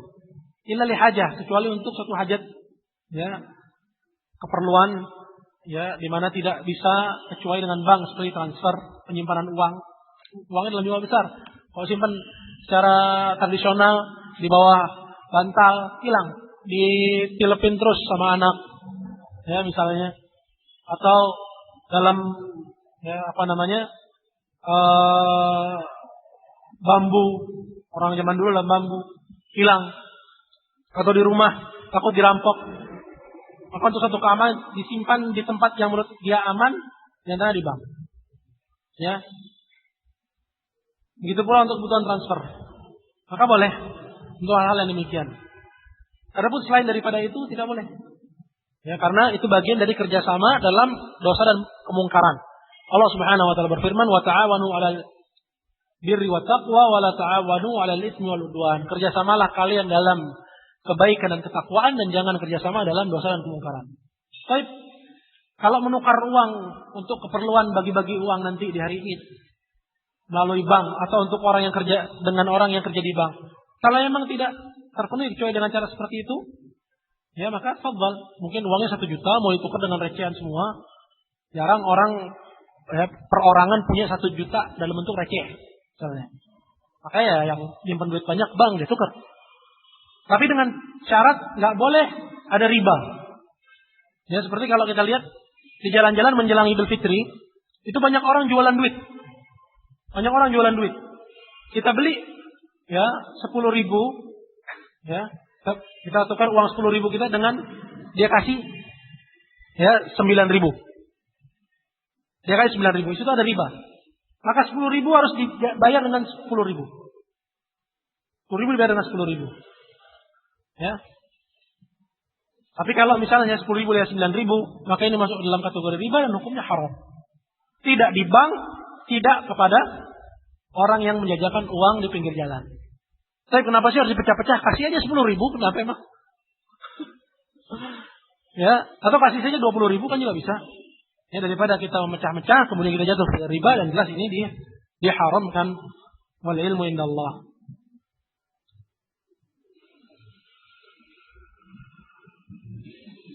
Banyak kali.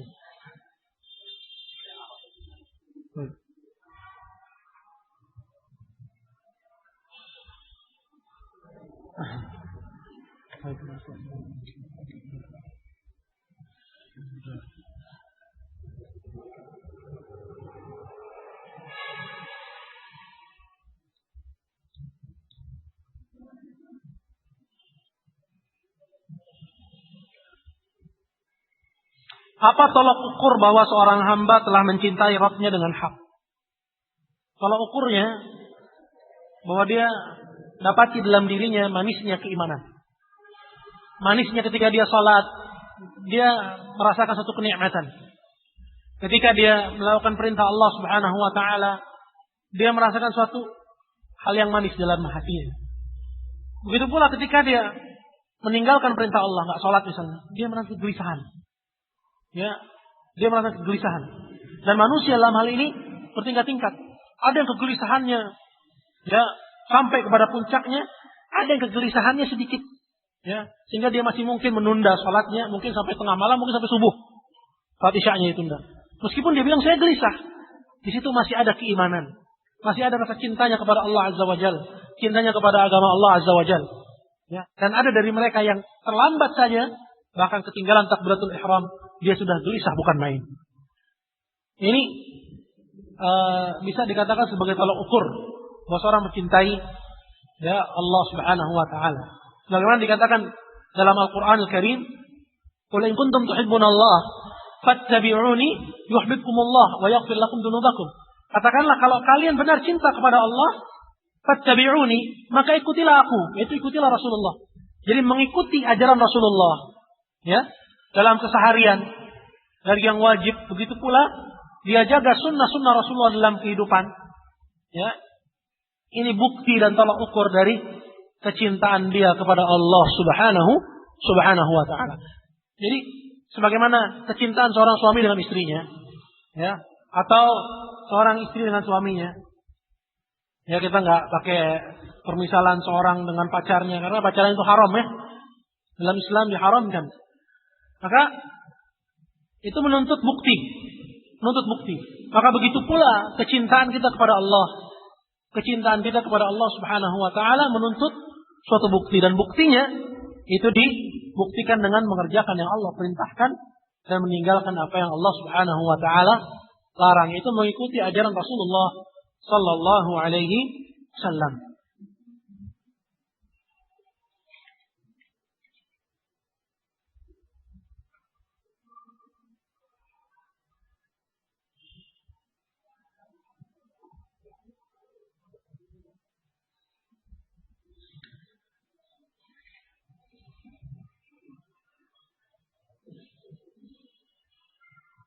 Bagaimana sikap kita jika ada seorang dukun yang berusaha untuk mengobati penyakit kita tanpa pengetahuan kita? Apakah obat yang dia berikan kita tolak atau diterima? Kalau dia itu bukan tenaga medis, bukan dokter, bukan mantri, ini berarti apa? Ya, oke, mungkin herbalis gitu ya. Tayyib. Sedangkan dia juga bukan herbalis, berarti gelap, abu-abu nih. Ya.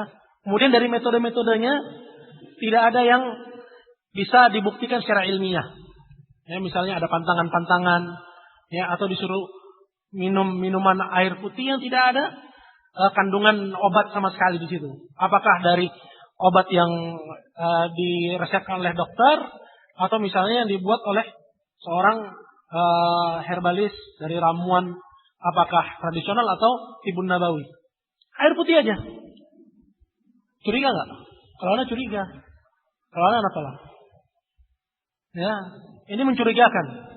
Ya, maka kalau dia itu bukan dari yang tenaga medis yang kita kenal, seperti misalnya dia itu dokter atau herbalis, atau misalnya orang yang memang mengerti ya pengobatan, maka lihat kepada metode pengobatannya, dan apabila mencurigakan, maka yang afdal bagi Anda tolak.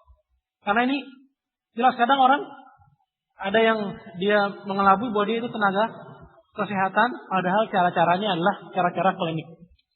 Makanya seperti ini yang selamat adalah antum tolak, walaupun antum mungkin nggak datengin dia yang datang ke rumah misalnya, diundang oleh orang tua, ya karena orang tua tidak ngerti, maka antum tolak. Karena bisa jadi dari ramuan-ramuan tersebut dia minta pertolongan dengan jin, ya pengobatan-pengobatan dengan bantuan jin, sehingga seharusnya penyakit tersebut diobati dengan medis sembuh, sehingga akhirnya dia mengidap penyakit yang di luar kemampuan medis.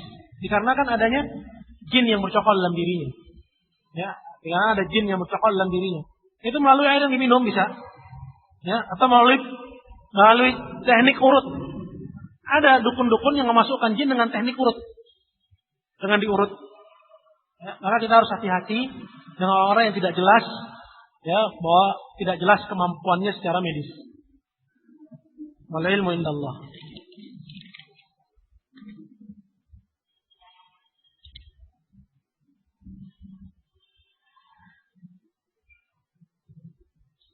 Bagaimana cara berdakwah kepada tauhid yang paling efektif kepada orang lain? Karena bila langsung dijelaskan tentang tauhid, biasanya orang malas untuk mendengarkannya. Memang audiens itu, objek dakwah itu beda-beda. Ada yang mereka tertarik dengan tauhid. Maka orang seperti ini langsung kita bahas tauhid dengannya. Ya. Ada dari mereka yang tidak tertarik. Maka bisa kita masuk kepada topik yang menarik baginya. Selagi itu bukan perkara yang haram. Maka lakukan pendekatan-pendekatan. Misalnya seorang itu tertarik dengan tema-tema di luar tauhid. Atau bahkan di luar dakwah sekalipun. Misalnya orangnya suka dengan otomotif. Dan kebetulan antum juga menguasai sedikit otomotif. Lakukan pendekatan melalui pintu tersebut. Kemudian apabila setelah terjalin hubungan, maka akan timbul pertanyaan-pertanyaan dari dia. Kemudian antum menjawab perkara-perkara agama yang dia tanyakan. Kemudian selanjutnya antum masuk kepada perkara-perkara tauhid. Jadi tidak mesti saklek langsung ke tauhid, gitu loh. Ya, kalau memang kelihatannya tidak mungkin, boleh seorang masuk melalui pintu yang lain. Istilahnya kita ngelambung dulu, kita diskusi yang lain dulu, atau mungkin kita ketemu dulu, atau mungkin kita saling menghadiahi dulu, biar ada keterikatan hati terlebih dahulu, sehingga dakwah itu bisa lebih masuk kepada objek dakwah orang yang ingin kita dakwahi. Dan kalau kepada orang lain kita seperti itu, maka kepada keluarga sendiri seharusnya kita lebih toleran. Artinya, kalau kepada orang lain kita bisa berlapang dada, ya, maka kepada keluarga sendiri seharusnya dada kita ini lebih lapang lagi. Cuman kadangkala sebalik, pada orang lain kita bisa lapang dada, kepada keluarga sendiri kita galak. Nah, ini termasuk dari hal yang salah kaprah dalam berdakwah, dalam dakwah. Sehingga ada keluarganya yang tidak mengenal tauhid, ya, kemudian dengan saklek dia sampaikan, seketika itu pula dia langsung vonis, kemudian langsung dia terapkan hukum-hukum, ya, apakah dia cap keluarga sebagai keluarga yang musyrik, tanpa dia dakwahi dengan sabar, tanpa dia bersabar dengan kekeliruan keluarganya. Nah, ini yang tidak seharusnya terjadi dari seorang yang ingin mengajak kepada agama Allah. Karena orang yang mengajak kepada agama Allah, dia harus memiliki hati yang luas, hati yang lapang, dan kesabaran yang berlipat.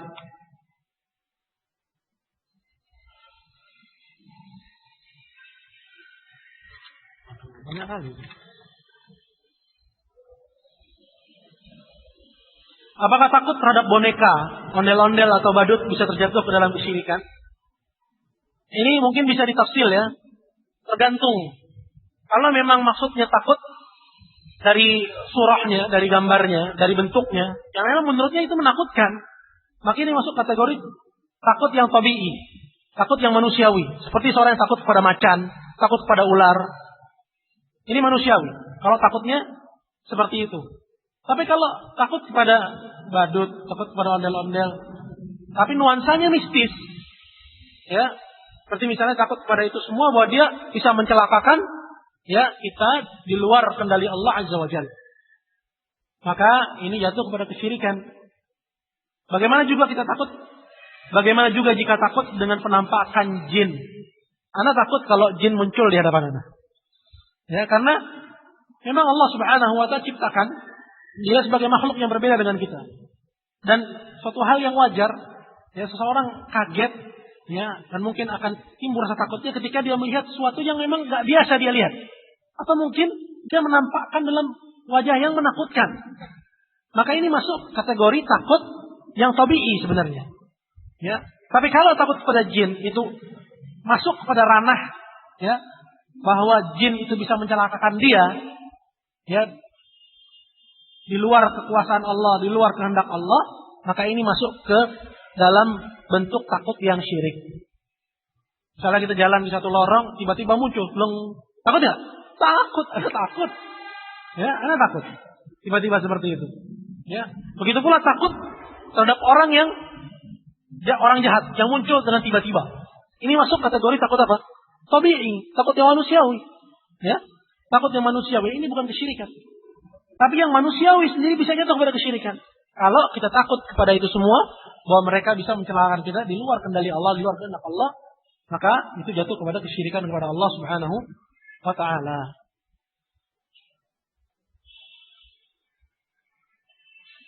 Apa hukumnya apabila kita salat berjamaah dipimpin dengan seorang imam yang sehari-hari atau profesinya sebagai dukun atau orang pintar? Ya, kalau sahabat, ya, jelas bagi kita dengan buktinya, artinya bukan dugaan, bukan tuduhan, tanpa bukti, memang jelas bahwa dia itu dukun, bahwa dia itu orang pintar, bahwa dia itu paranormal, bahwa dia itu ilusionis, ya, bahwa dia itu magician. Ya, sekarang orang bilang ilusionis atau magician itu bukan sihir. Ini orang nggak ngerti pengertian sihir. Sihir itu nggak mesti dengan jin. Sihir itu nggak mesti dengan jin, karena sihir itu dua. Sihir dengan bantuan jin dan syayatin, dan yang kedua sihir dengan al-adwiyah wal afakir, dengan obat-obatan dan ramuan-ramuan. Ya. Nah, kalau kita kembali kepada definisi sihir, ya, yaitu sulap, ini masuk ke dalam kategori sihir. Ma khafiya wa la tufasababuh. Segala hal yang sebab musababnya samar, tidak diketahui.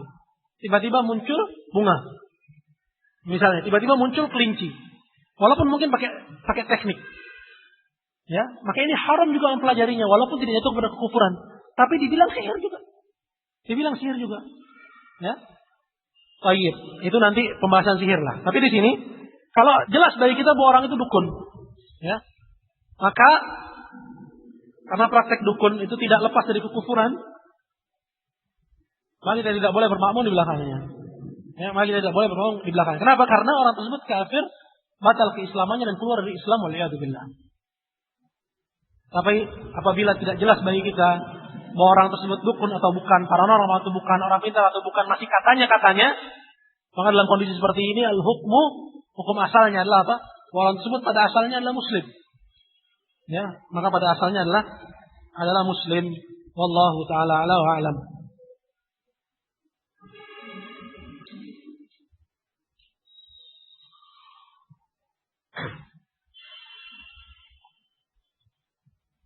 Apa itu wahyu? Bolehkah seorang anak diberi nama itu? Wahyu adalah firman Allah, ya, yaitu qaulullah. Apa yang Allah Subhanahu wa taala ucapkan dalam Al-Qur'anul Karim, ya, dan juga kitab-kitab samawi sebelum Al-Qur'an, maka itu adalah wahyu. Ya. Dan Allah Subhanahu wa taala menurunkan wahyu hanya kepada utusannya, itu kepada nabi atau rasulnya. Para nabi atau rasulnya. Dan hadis, yaitu ucapan Nabi sallallahu alaihi wasallam yang sahih, itu juga disebut wahyu, yaitu tajawuzan. Ya, yaitu dikelompokkan aja ke dalam wahyu, mengingat firman Allah Subhanahu wa taala, "Wa ma yantiqu 'anil hawa in huwa illa wahyuha." Dan Nabi tidak mengucapkan dengan hawa nafsunya, melainkan itu adalah wahyu yang diturunkan. Allah sebutkan itu adalah wahyu. Jadi apa yang diucapkan oleh Nabi itu wahyu juga. Itu wahyu. Dan setelah wafatnya Nabi sallallahu alaihi wasallam, wahyu selesai. Gak turun lagi. Malaikat Jibril selesai tugasnya. Maka gak ada lagi manusia yang bisa mengaku bahwa dia menerima wahyu. Dia menerima wahyu. Karena telah selesai dengan diutusnya Nabi, dengan wafatnya Nabi kita Muhammad sallallahu alaihi wasallam. Apakah seorang anak boleh diberi nama itu? Kasih nama wahyu. Wallahu a'lam. Kalau kita melihat kepada pengertiannya, ya, bahwa itu adalah firman Allah, kalamullah. Ya, dan kalamullah adalah salah satu dari sifat-sifat Allah Subhanahu wa taala. Sifat, ya, salah satu dari sifat-sifat Allah tabaraka wa taala. Karena di antara sifat Allah bahwa Allah azza wajalla yatakallam, berbicara dengan wahyu. Maka wahyu adalah sifat. Ya, dan sifat adalah far' 'anil zat. Adalah cabang dari zat. Ya, bagaimana Allah memiliki zat Allah memiliki sifat, dan di antara sifatnya apa? Bahwa dia berbicara. Dari sisi ini nggak boleh menamakan seseorang dengan nama wahyu. Wal ilmu indallah. Ya.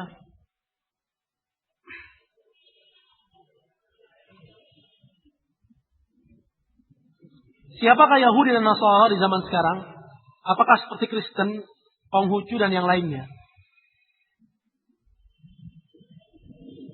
Yahudi adalah orang Yahudi. Ya, kita tahu. Ya, yang mereka menisbatkan agama mereka kepada agamanya Musa alaihissalam, yang menisbatkan kepada Nabi Musa alaihissalam di zamannya. Adapun sekarang, meskipun mereka disebut Yahud, ya, orang-orang yang menisbatkan diri mereka kepada Musa disebut Yahudi, ya, mereka umat Muhammad dan mereka berkewajiban untuk masuk ke dalam Islam. Ya, berdasarkan hadits yang tadi. Jadi orang-orang Yahudi yang ada sekarang mereka disebut Yahudi. Begitu pula orang-orang Kristen yang ada sekarang disebut Nasara. Ya. Walaupun mungkin ada orang bilang mereka sudah nggak murni. Nah, mereka sudah nggak murni, betul. Ya kan, tapi mereka ya dari definisinya adalah orang yang menisbatkan kepada Nabi Isa, dia disebut Nasara. Ya. Sah ataukah tidak sah penisbatan tersebut? Tapi mereka disebut orang-orang Nasara, disebut juga sebagai ahlul kitab. Disebut juga sebagai ahlul kitab. Makanya sembelihan mereka sah. Kalau mereka menyembelih, ya halal bagi kita untuk makannya. Ya kalau mereka ya menyebut nama Allah Subhanahu wa taala dalam penyembelihan mereka, maka halal. Tapi kalau selain Yahudi dan Nasara, seperti misalnya orang Buddha nyembelih, tak boleh. Mereka masuk kategori musyrikun. Kategorinya orang-orang musyrik. Ya orang Konghucu. Ya. Mereka masuk kategori musyrikun. Ya, maka sembelihan mereka tidaklah halal bagi kita untuk kita makan. Ya selain Yahudi dan Nasara, tak boleh kita makan sembelihannya. Tapi Yahudi dan Nasara, meskipun mereka mengikuti agama yang salah, mereka tetap disebut dengan Yahudi dan Nasara ya, dalam Islam. Dan mereka berkewajiban untuk mengikuti agama Muhammad sallallahu alaihi wasallam.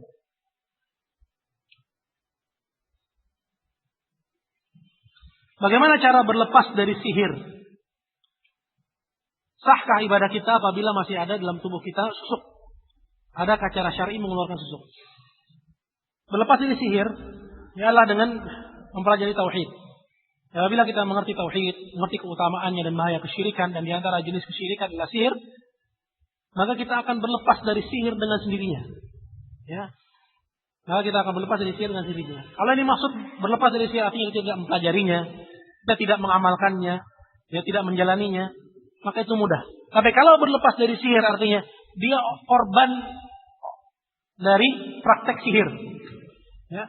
Maka bisa dengan cara dia mempelajari tauhid dan mengamalkan ya syariat Allah Subhanahu wa taala, dan dia lengkapi yang wajib-wajib dengan yang sunnah, dan dia jaga zikir-zikir pagi dan sore, zikir masuk WC, keluar WC, masuk masjid, keluar masjid, masuk rumah, keluar rumah, naik kendaraan, turun kendaraan, dan seterusnya.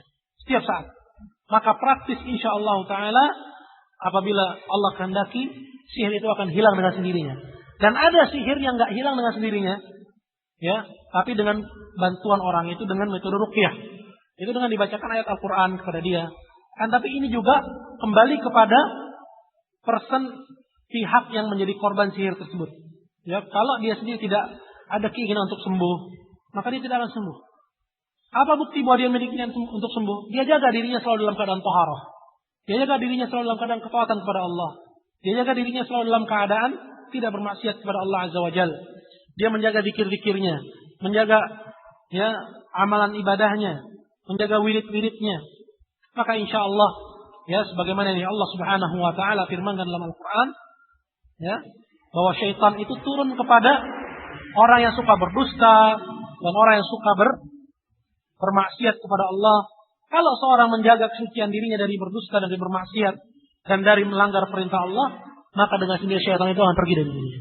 Syaitan itu akan pergi dari dirinya. Ya. Jadi kadang dengan metode ruqyah berhasil, kadang dengan metode ruqyah nggak berhasil karena memang orangnya nggak mau sembuh. Begitu pula dengan pertanyaan yang kedua, yaitu bagaimana ya apabila masih ada susuk dalam tubuh kita. Maka dengan cara tadi. Dan jangan datang lagi ke dukun. Kenapa? Karena menyembuhkan sihir dengan sihir, ya ini dilarang. Disebut dengan nusyrah. Sehingga kita jatuh pula kepada kesyirikan. Wal'iyadzubillah. Mungkin ini aja ya, insyaallah yang bisa saya jawab berkenaan dengan kesempatan kita kali ini. Cukup ya. Terima kasih banyak atas jawab kami. Diingatkan kembali beberapa teman atau besok ada kita dari kajian ini. Seperti hari ini mulai 29 dan insyaallah untuk besok tanggal 29 Agustus. Ya, di rumah saja mengakhiri acara ini ada yang tetap bermanfaat banyak-banyaknya dari Allah Subhanahu wa taala. Baik, subhanakallah bihamdik asyhadu an la ilaha illa anta astaghfiruka wa atubu ilaik. Assalamualaikum warahmatullahi wabarakatuh.